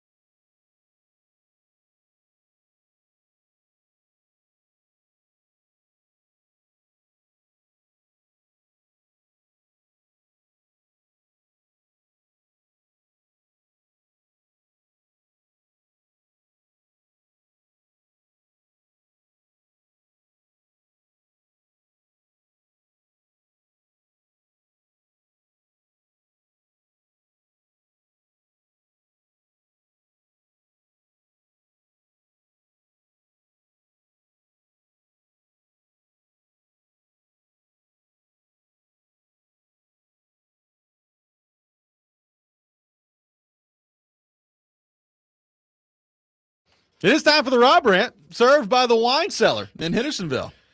But first, what was that? I've seen the video of that kid before doing the lose my marbles thing. This is I haven't seen the whole clip though. So that the whole audio. That wasn't like from a show. That was like a. I don't think so. I think it's from like some like YouTube, maybe even TikTok Vine type back in the day. thing? Yeah, A Vine. maybe Wow. a Vine. That was a long Okay. time ago. Hey, nice. Good one though. I've seen the lose my marbles stuff. Yeah, Sometimes it does. that voice got really high. It did. It very much did.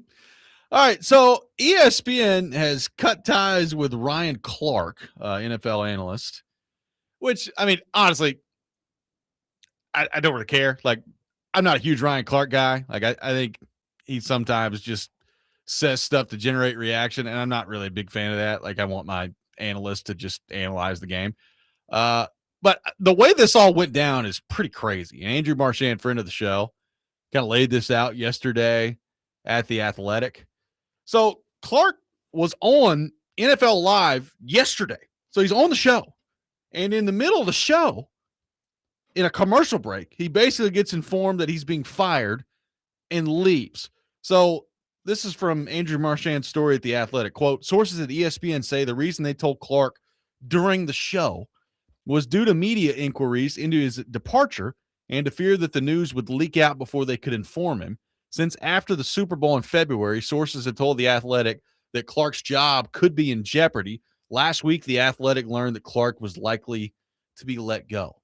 So here's my question on this. How does this happen in 2026?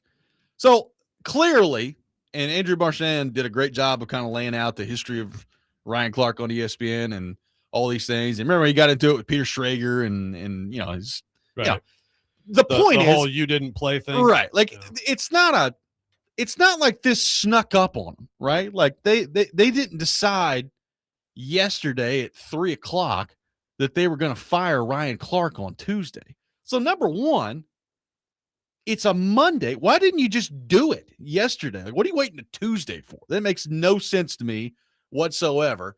And number two, you're the ones, not Ryan Clark, that look like complete buffoons when you allow this to happen. You're like, and you get him in the middle of the show and fire him. I saw this yesterday. I'm stunned of like how incompetent ESPN is sometimes, where you could allow something like this to happen, where it's like, clearly you guys are going to fire this guy if you're planning on doing it Tuesday morning. You didn't just decide that yesterday.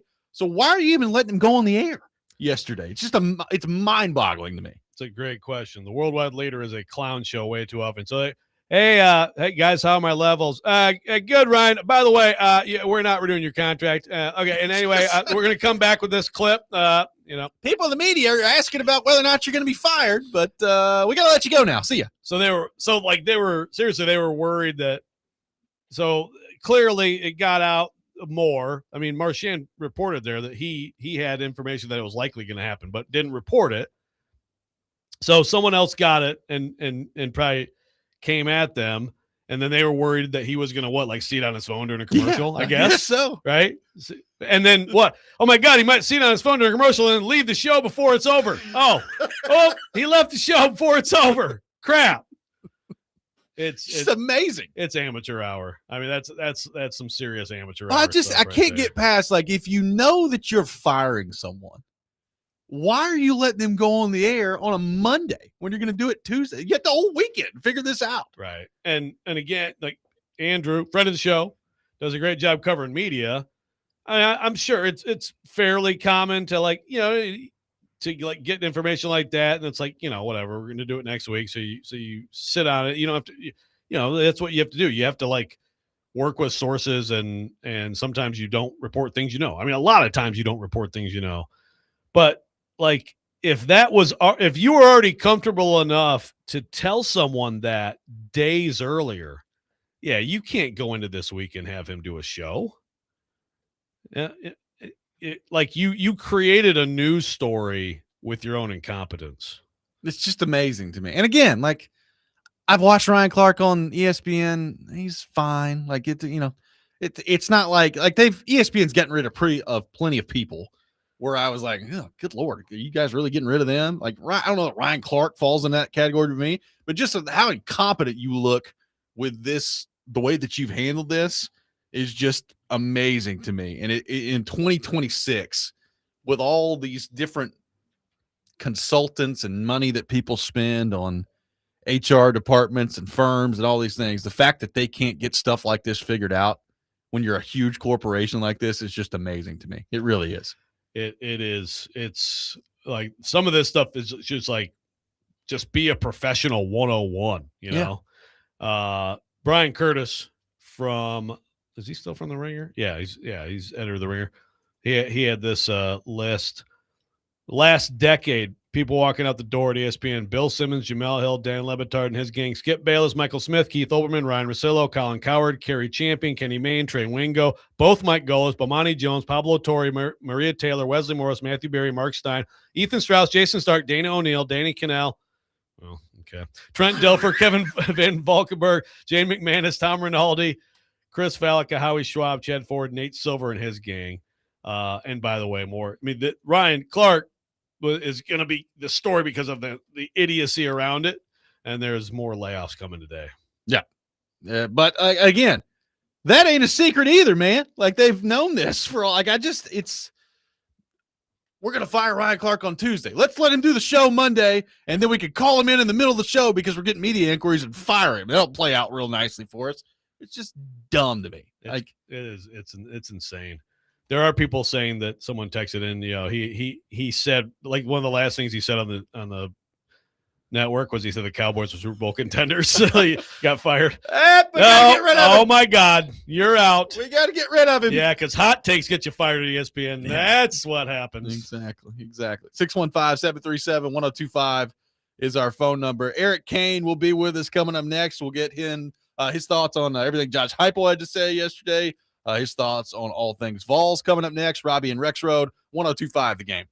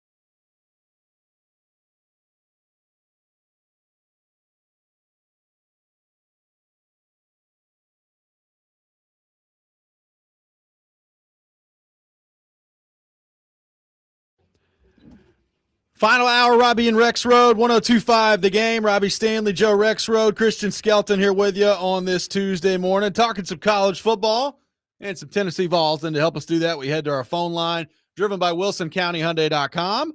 And welcome in our friend Eric Cain to the program from Tyler and Cainer on WNML in Knoxville and host of the Locked on Vols Daily podcast.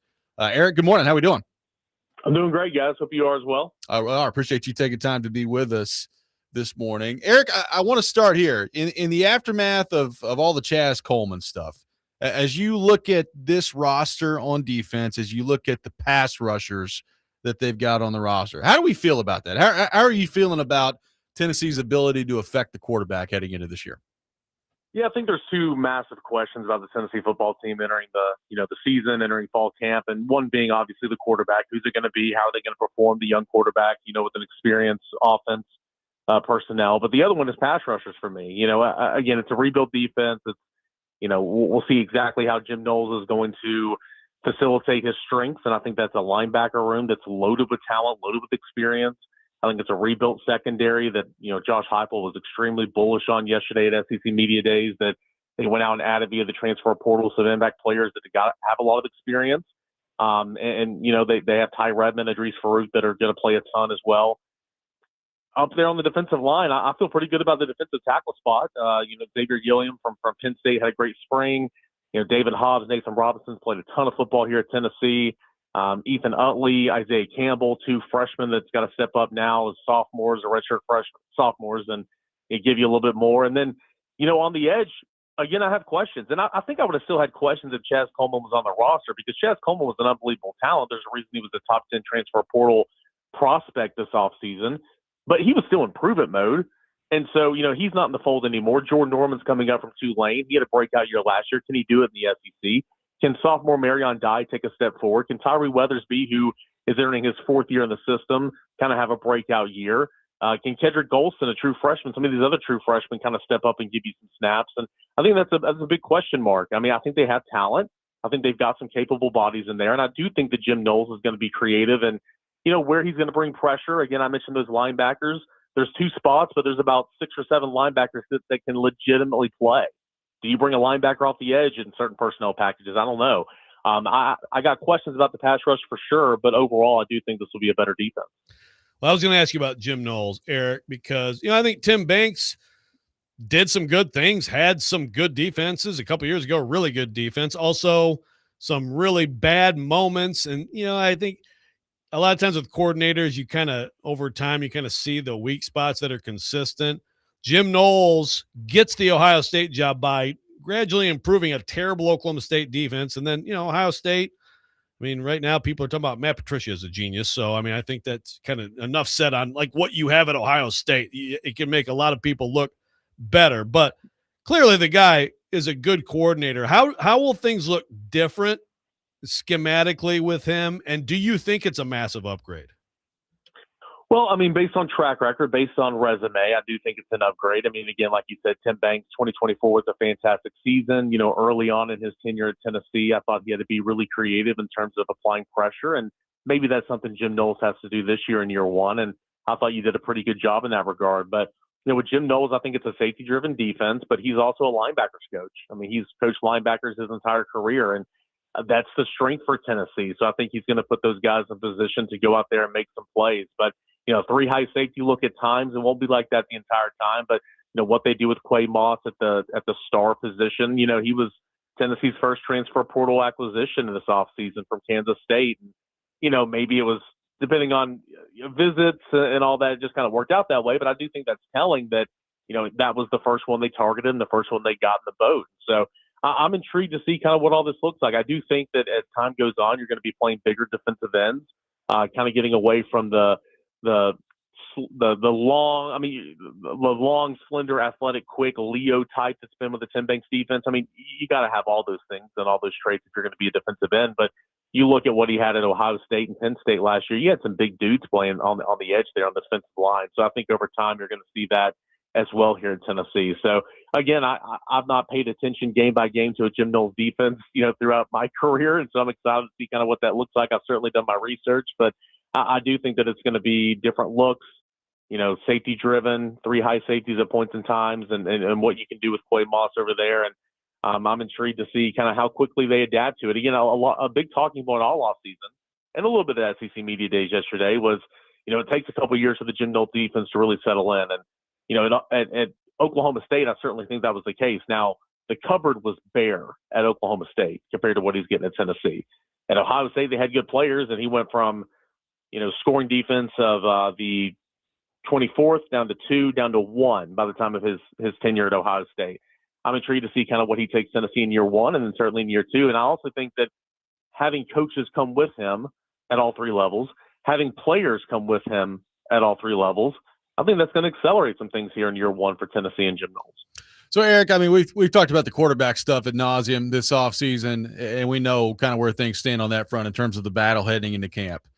If you're a Tennessee fan, you got to feel pretty good about Mike Matthews and Braylon Staley at wide receiver heading in this year based on what they did a year ago.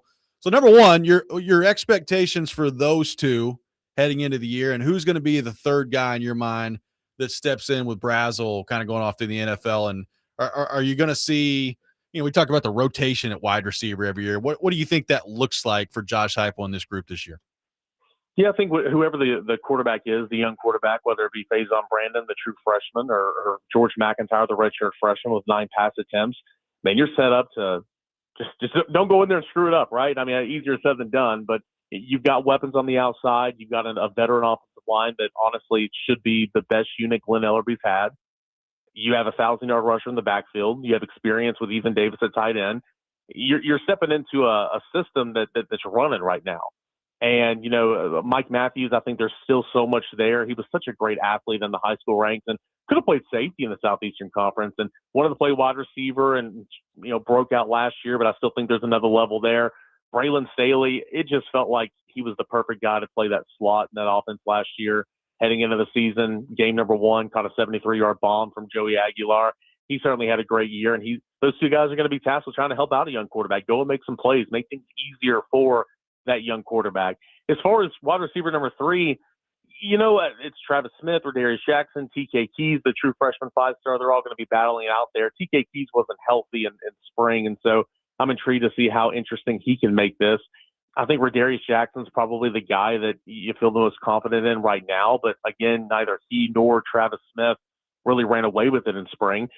Rotation, Tennessee's shown over the last couple of years that, hey, they're going to play like 3 to 4 guys, and that's all they're going to play at wide receiver. Until they prove that, hey, we're going to play 5 or 6 guys, I'm not going to believe that they're going to play 5 or 6 guys. Having said that, there's an investment there with TK Keys. The talent's undeniable, and I think he's going to play some, whether he's starting or rotating in. So I'm excited to see what those wide receivers look like, but no doubt about it, a lot of talent there with Braylon Staley and Mike Matthews. That's got to make a young quarterback feel kind of like a safety net, feel much better and more confident stepping into this offense. Okay, week 2 at Georgia Tech. It's a good game. It's the 4th quarter. Tennessee's driving for the winning score. Who's quarterbacking that drive? And do you believe that that's around the time period when we'll really have an answer, or will we have one before then? Well, I guess it all depends on fall camp. I know that's a cop-out, but, typically Josh Heupel likes to name his starting quarterback after the scrimmage number 2 when they kind of head into, the week before game week, which they kind of treat as a mock game week, and that makes a whole lot of sense. I mean, that was Joey Aguilar last year. Of course, it was always Nico. It was always Joe, and then it was always Hendon before that. But he did that in 2021 as well between Hendon and Joe Milton, and named Joe Milton the starter. So we'll see what happens. I mean, I think Josh Heupel wants to have a starter named against Furman. You play your starter. The other one's going to play no matter what because you should win by as much as you want to win by. You go in, with game 2 with the starter and just kind of see what happens. I certainly feel like, if you're playing in the second half crunch time on the road, Bobby Dodd against a solid Georgia Tech team, I think that certainly kind of answers who you have the most confidence in. But say the starter struggles. Say the starter struggles earlier in that game. I mean, maybe you play both. I don't think that Tennessee, unless fall camp comes and goes and you just don't know, or no one's taken it or run with it, I just don't think that he's going to play 2 quarterbacks on the reg. Again, against Furman, he'll play 2 because Tennessee will win a ton.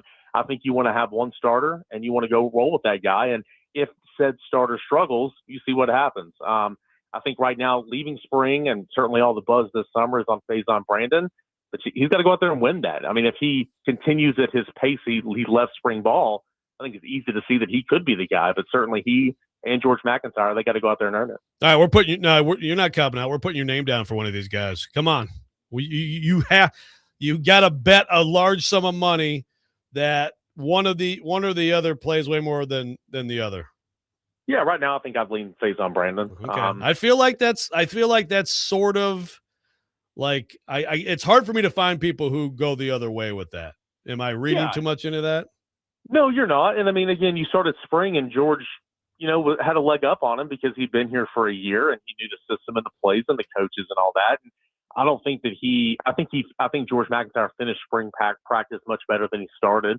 But Faison, I mean, he just kind of came on in a hurry, caught up with him, and was kind of even with him leaving spring. And they both are super talented. I think they both can throw the deep ball well. I think the arm strength from sideline to sideline, from one hash to a far side of the field, Faison is really, really impressive.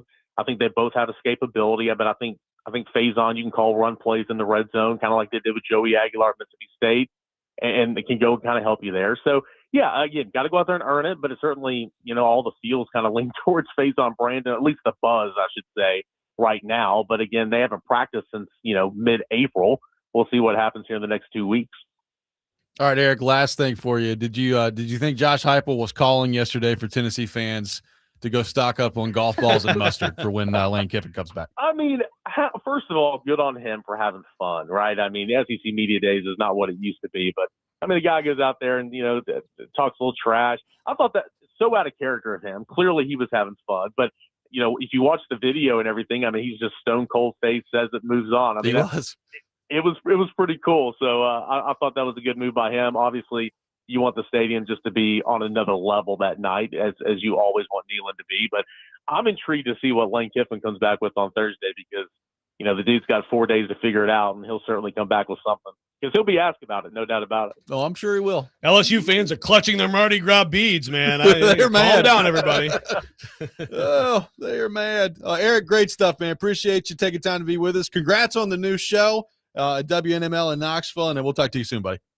Thanks so much, guys. Appreciate you. Absolutely. Eric Cain, our guest here on the program. We'll react to what Eric had to say, take your thoughts on the Vols. Clark Lee and Vanderbilt are at SEC Media Days today as well. More trash talk going on. A lot of trash talk. Vandy, Tennessee fans. Vanderbilt, Tennessee fans. Keep it going. Place on our show. All that coming up next. Robby and Rexrode, 102.5 The Game.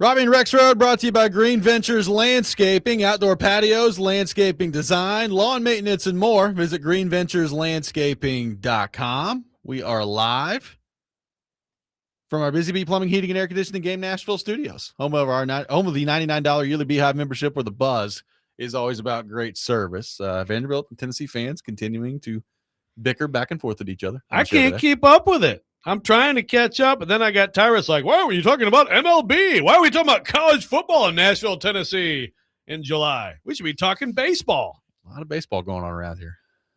Tigers had a big win against the Cubs last night, by the way, Tyrus. I'd just like you to know. I'm did. starting to acknowledge the existence of MLB again. I did discover this morning that the Red Sox apparently have won 14 in a row. Yeah. It's good to know. Yeah, kind of sucks. So let's see. Let me catch up on some of this. Let's see. Vandy says haven't beaten any FBS team with a winning record since 2024. Then Caleb, the Tennessee fan, says right. Your coach is 26-37, including 11-29 in league play. Maybe he'll get to 500 before he leaves for a bigger job. Ooh, Caleb. Tell you what, man, that guy is. So part of what makes college football so great is the rivalries involved. Yep, that's why it sucks when we lose them. Like, yeah, really looking forward to Florida. Tennessee and Florida playing this year. Oh wait, that's not happening. Yeah, it's fun. It's tough. We have preserved Tennessee. Thank God they can play Arkansas though. Yeah, I know. We have preserved Tennessee, Vanderbilt, and we have preserved Tennessee, Alabama. So that's good. But yeah, you got to sacrifice things for some reason for all this bloat and greed. Yeah, looking forward to that. But we still love it. We do. The quarterback, as you pointed out, hard to find anybody going with George McIntyre as the Tennessee starting quarterback right now. A lot of momentum seems to be on the Faison Brandon front. We'll see. I mean, maybe McIntyre comes out there in camp and lights it up, but Brandon seems to have a lot of the momentum after spring ball for Tennessee. And I appreciate Eric hedging there, because I think you do need to leave the door open a little bit. Like, what if McIntyre is just freaking great in camp and is just flat out better in camp? I think there's a lot, and I get it. There's a lot of, well, it's not like it's just an unknown is undefeated thing. It's not. I mean, the talent, I think, is probably the ceiling's higher. I think that's a pretty obvious thing with Brandon compared to him. But if you have a chance, if you look at it and you're like, we might win one or two more games this year with this guy who's been in the system a year longer, a little steadier,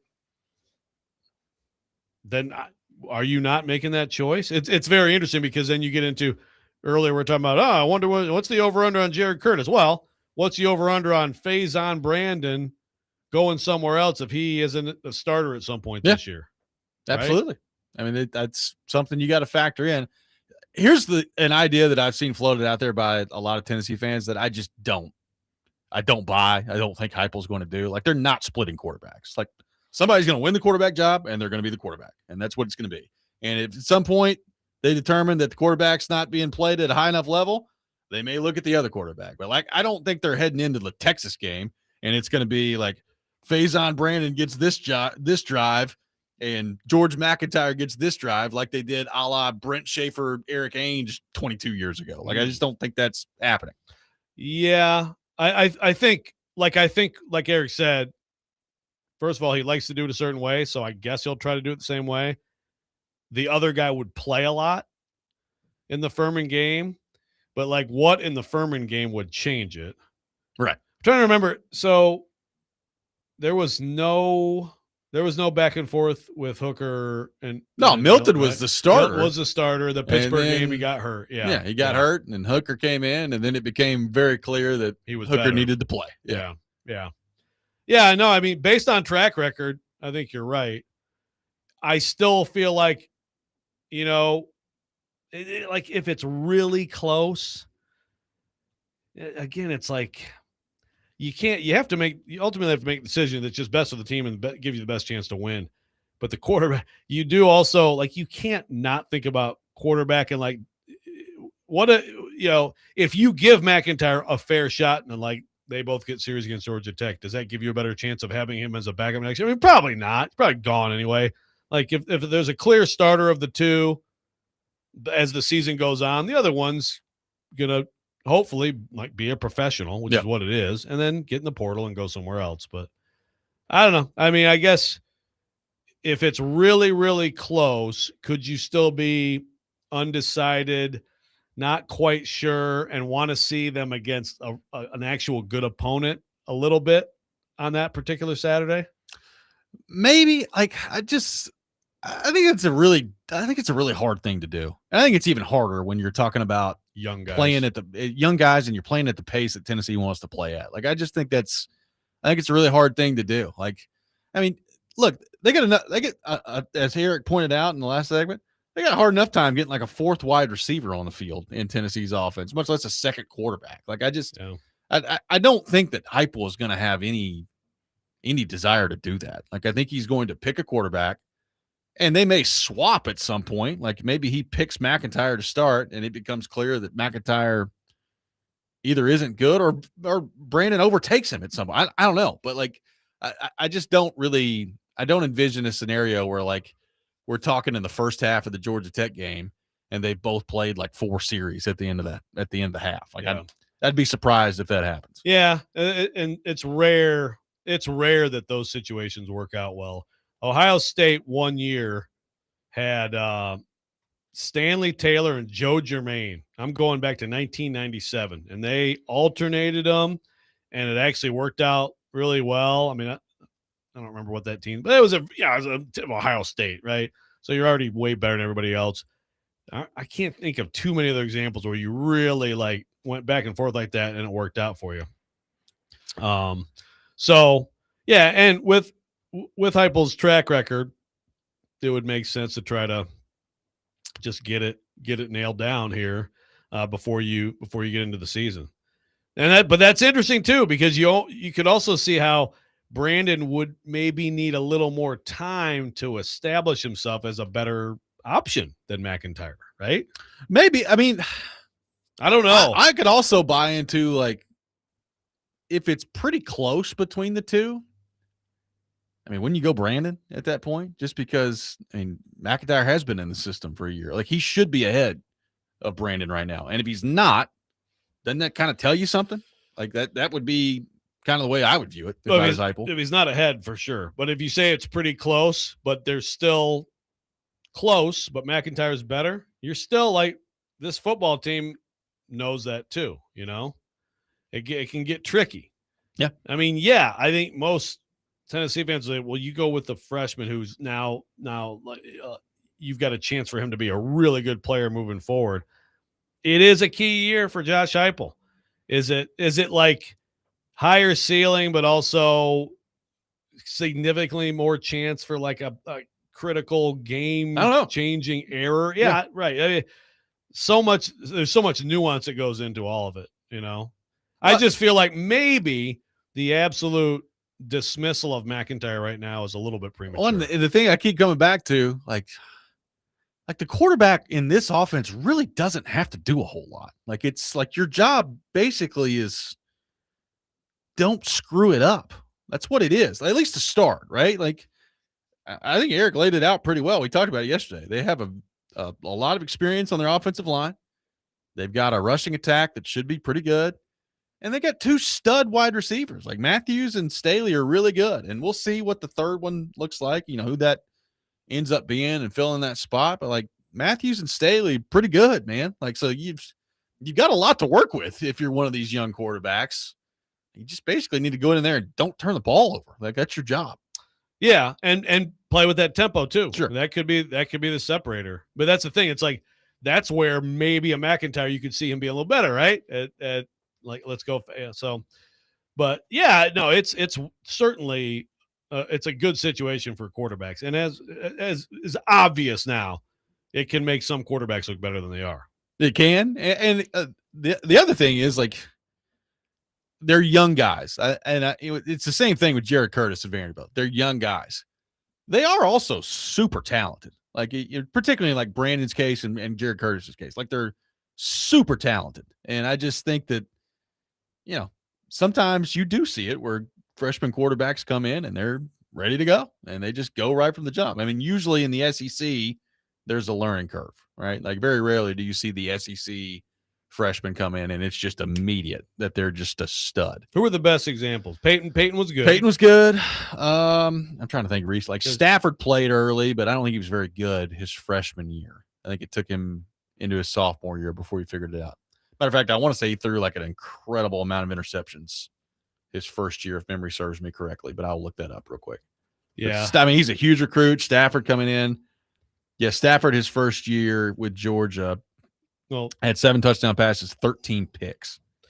Obviously, Hurts was really good in 16. Johnny Football. Oh, yeah, for sure. I guess, okay, that's right. Yeah, he was, that's the key. That's what I thought. He was a redshirt freshman. Right. So we think of him as a freshman 12, but there's a big difference. I'm talking true freshman. Hurts was a true freshman coming in and lighting it up. And if you want to go to Clemson, you, of course, talk about Trevor Lawrence. Right. So, it can happen. In the SEC, I feel like it's a little – you don't see it as much. Yeah. Now, we're in a different era, right? Like, it's usually one of the great parts about having, like, the Georgia job or the Alabama job is, like, you can stack all these quarterback classes on top of each other and nobody's going anywhere. And at some point, you've got a veteran on your roster. Sometimes that's not the case. Tennessee's running into that right now. Right. And more, it's like LSU, they're counting on a veteran. Yep. Also, Hurts, a little different just in terms of at that point, Alabama, Hurts is out there. The dudes around him are just better than everybody else. Yeah. I mean, the receivers alone back then, good Lord. 615-737-1025. Our phone number, 615-737-1025. We got more coming up next. Robby and Rexrode, 1025 The Game.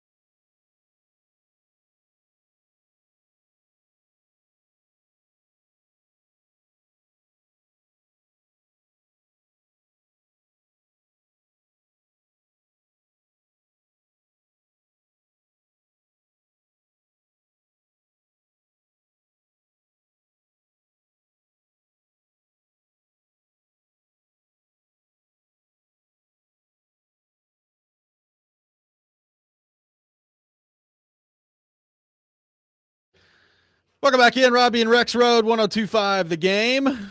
Taking your thoughts at 615-737-1025. By the way, Joe, an update on Camp Scadaboo. Says that he's perfectly fine after the botched backflip attempt that he had last week. Okay. And this was also a quote, I'm just going to keep being me. And if they want to say I'm brain dead and I don't have no brain, then who cares? F it. This is what Camp Scadaboo had to say. Did he say F it or did he actually say fart it? He said fart it. Okay. He impresses more day. I don't know how well this is going to go, man. He's a football guy. Broken bones. It's a state of mind. Okay? Get over it. Cam Scadaboo would not be sensitive about my gout issues. Apparently, it's not the first time he tried the backflip after the injury. Apparently, he did it at some softball game a few weeks ago, and apparently, Judge John Harbaugh was like, "Yeah, maybe cool it on the backflips, man." Message not received from Cam Scadaboo. Oh, how about I do it in front of the whole world Yeah. instead, and then Sure, that'll go fall well. fall on my butt. Jeez, Oh, Cam. Titans going to see them early this year. They'll have to stop Cam Scadaboo, and if he, assuming he's healthy at that point. It is wild that Saleh and Dable both get the revenge / Early. or embarrassment games. Yeah, early in the schedule. Like, I mean, Don't when lose. Giants week 3? Yeah, Giants are week 3. So 2 of the first 3 revenge games it right against out the of New the York way. teams. Yeah, either you feel like okay, feeling good, or feeling maybe really bad after week 3. I mean, week 1 you lose at home to the Jets. That's they might be on their way to a 16-1 season, but for that week, my goodness. I can't get over the Scadaboo thing, man. I'm just watching this video of him backflip and fall down over and over again. Like, get up, yeah, that's what I meant to do. That's your boy, though. Yeah, I mean, I loved him as a college football player. I hadn't really heard him talk. You learn more and more about people as you go. And I'm trying to remember, like, what were his numbers from last year? I mean, he got hurt, so it couldn't have been all that great. No, but he had some moments. He had some moments. Texture says, if CTE was a person, LOL. Yeah. He played in 8 games. He ran for 410 yards, 5 touchdowns. So, I mean, yeah, he's tough to stop when he's healthy. We'll see whether or not he ever stays healthy in the NFL. Off to a rough start. Yeah. I mean, him and Dart both, mindset. good Lord. I don't know that are they going to make it through a game next year? I mean, Dart's got to be, if you're John Harbaugh, both of those guys, you got to, hey, guys, it's hard enough in this league. A little bit. Yeah, let's, learn to slide, run out of bounds, not put yourself in danger in the offseason, et cetera, et cetera. Good grief. Got the back and forth still going well here. Zach says, dude, most Tennessee fans consider Kentucky football more of a rival than Vandy. Give it a rest. I think that Zach is talking out of Zach's behind there. But JC then says, as long as Vandy has a good chancellor, it allows money to be spent, Vandy will be decent.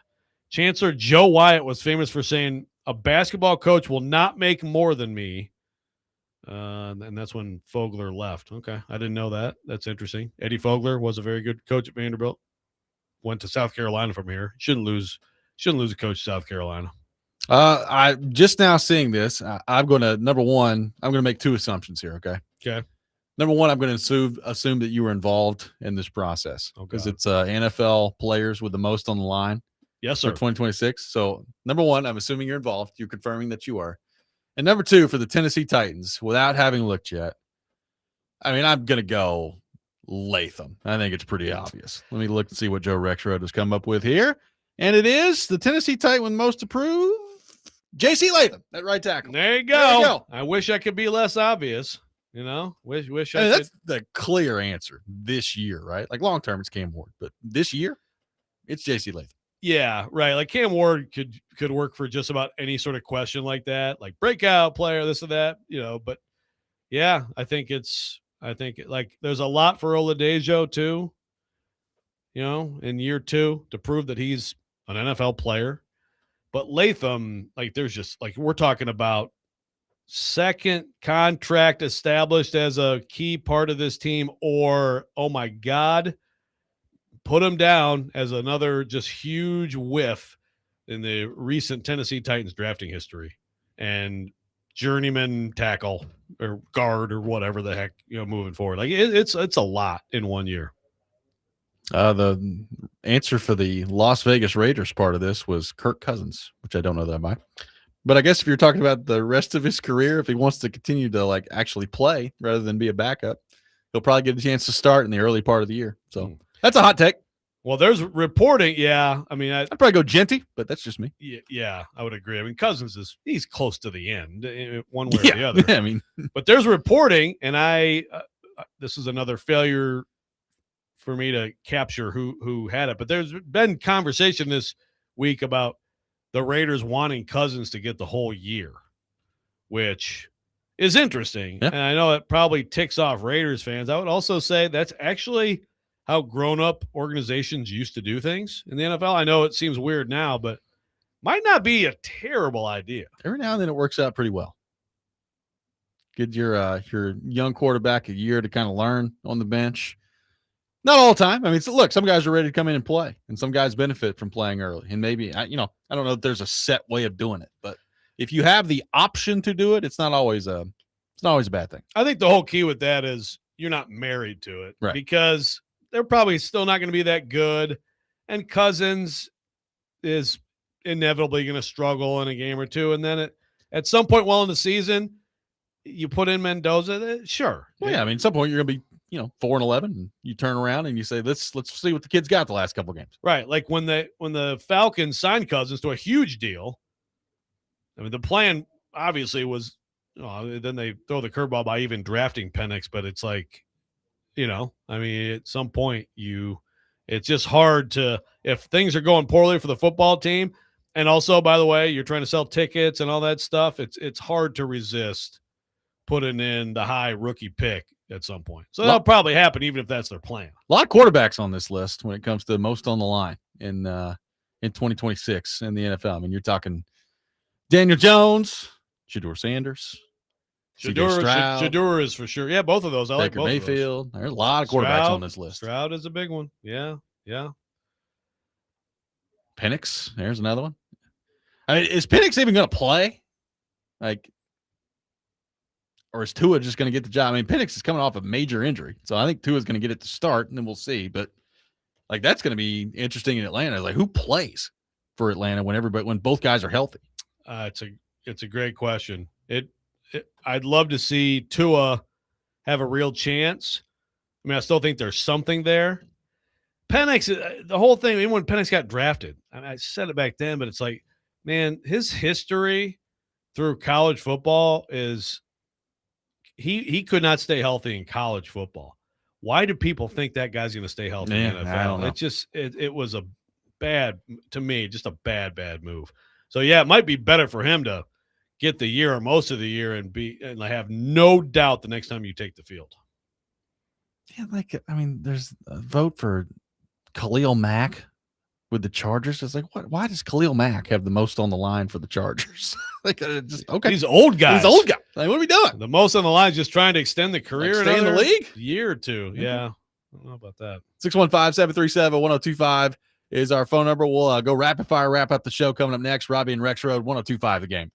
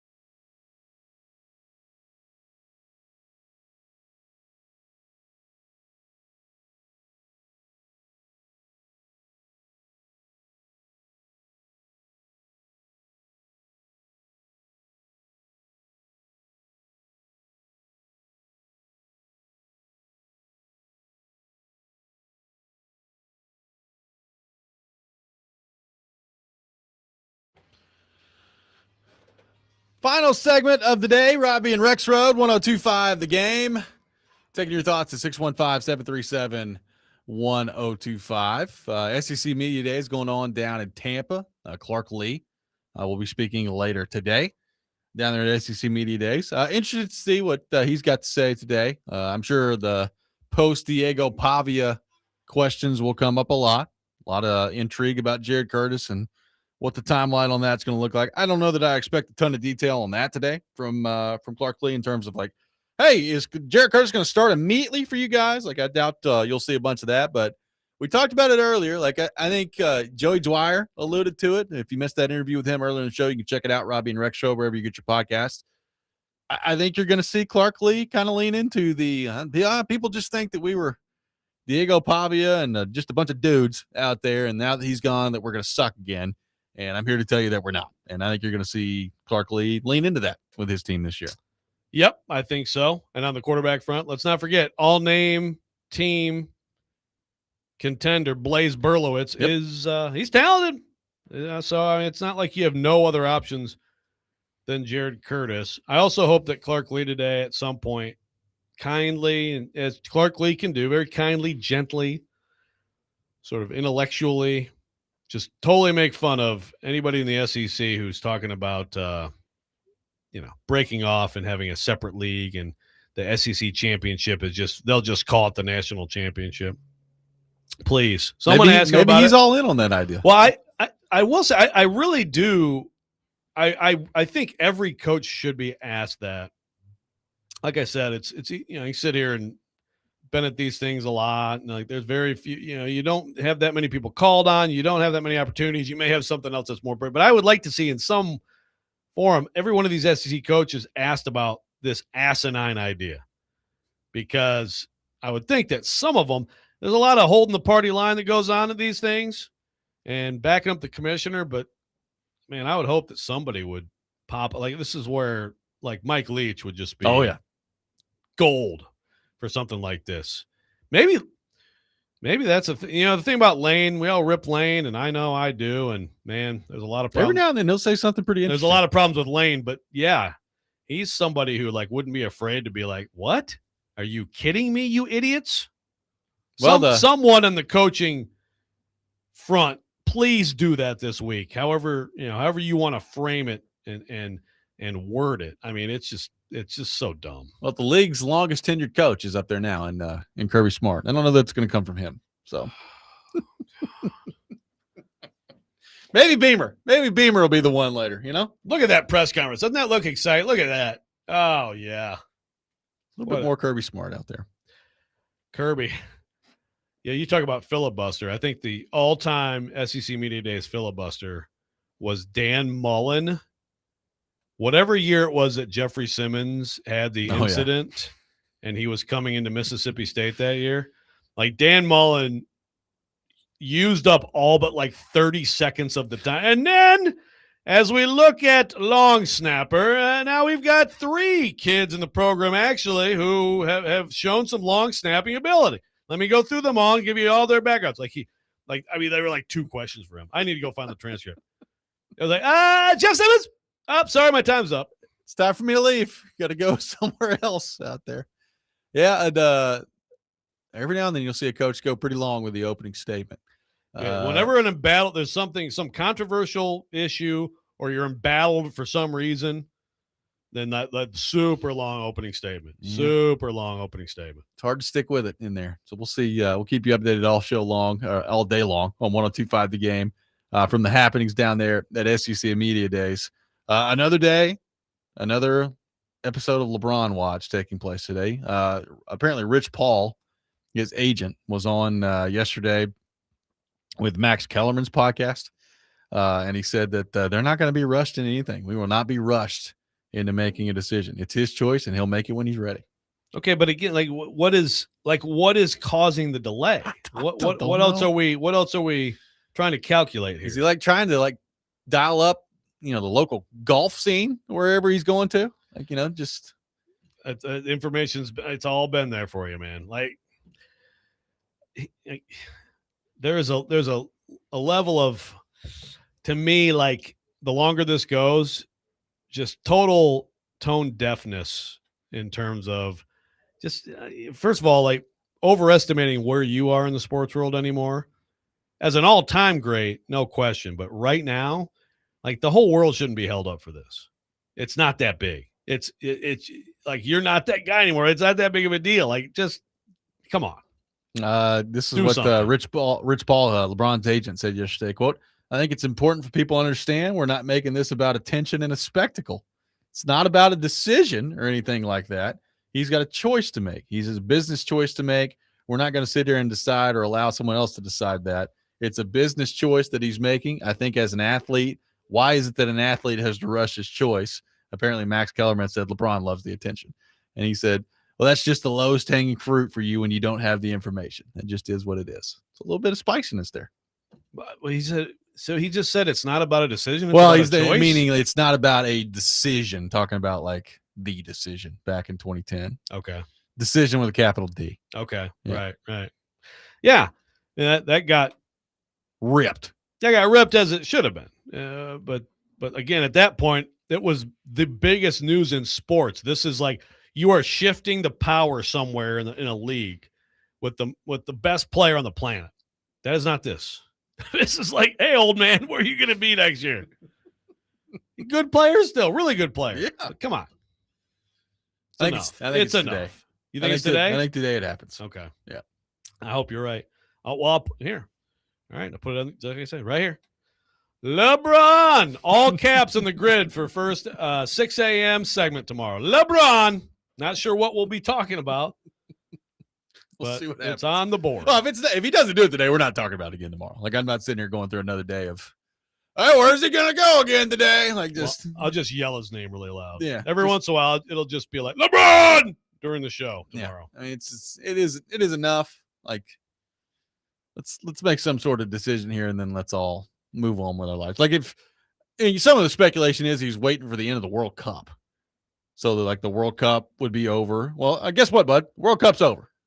Now you're getting into SEC media days. You can't compete with that. Is there a fifth place game they haven't played yet or something that we don't know about? Maybe so. Yeah. I'd love to see what the Get it numbers done. were on the third place game between France and That England. that actually will be very interesting.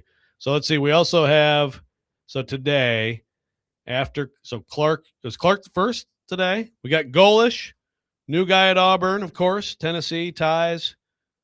Kirby's going now, and then of course I hope it's the capper is your guy Shane Beamer. What are the chances that tomorrow there will be at least one segment of you angrily talking about something Shane Beamer said today? Oh, probably 100%. I'd say the chances are pretty high.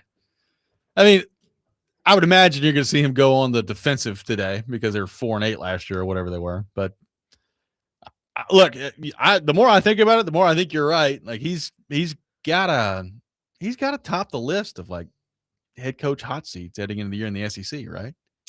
I think so. Yeah. I mean, like you said, and a lot of new coaches already there too. Right. We had a big change. You had none the year before, and then last year all kinds of change, which you knew was going to happen.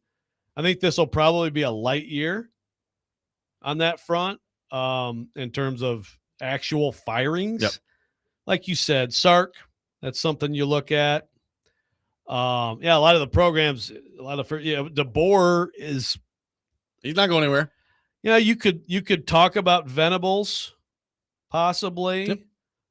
If they have a really bad year. I mean, a year ago we were definitely talking about Venables, and he kind of saved himself. But yeah, I mean, other than that, I don't see a realistic Heupel scenario at all. I don't buy that. We'll see how it goes. I'll keep you updated all day long here on the station. Next minute up with Jake Lyman coming up next. You're listening to 102.5 The Game.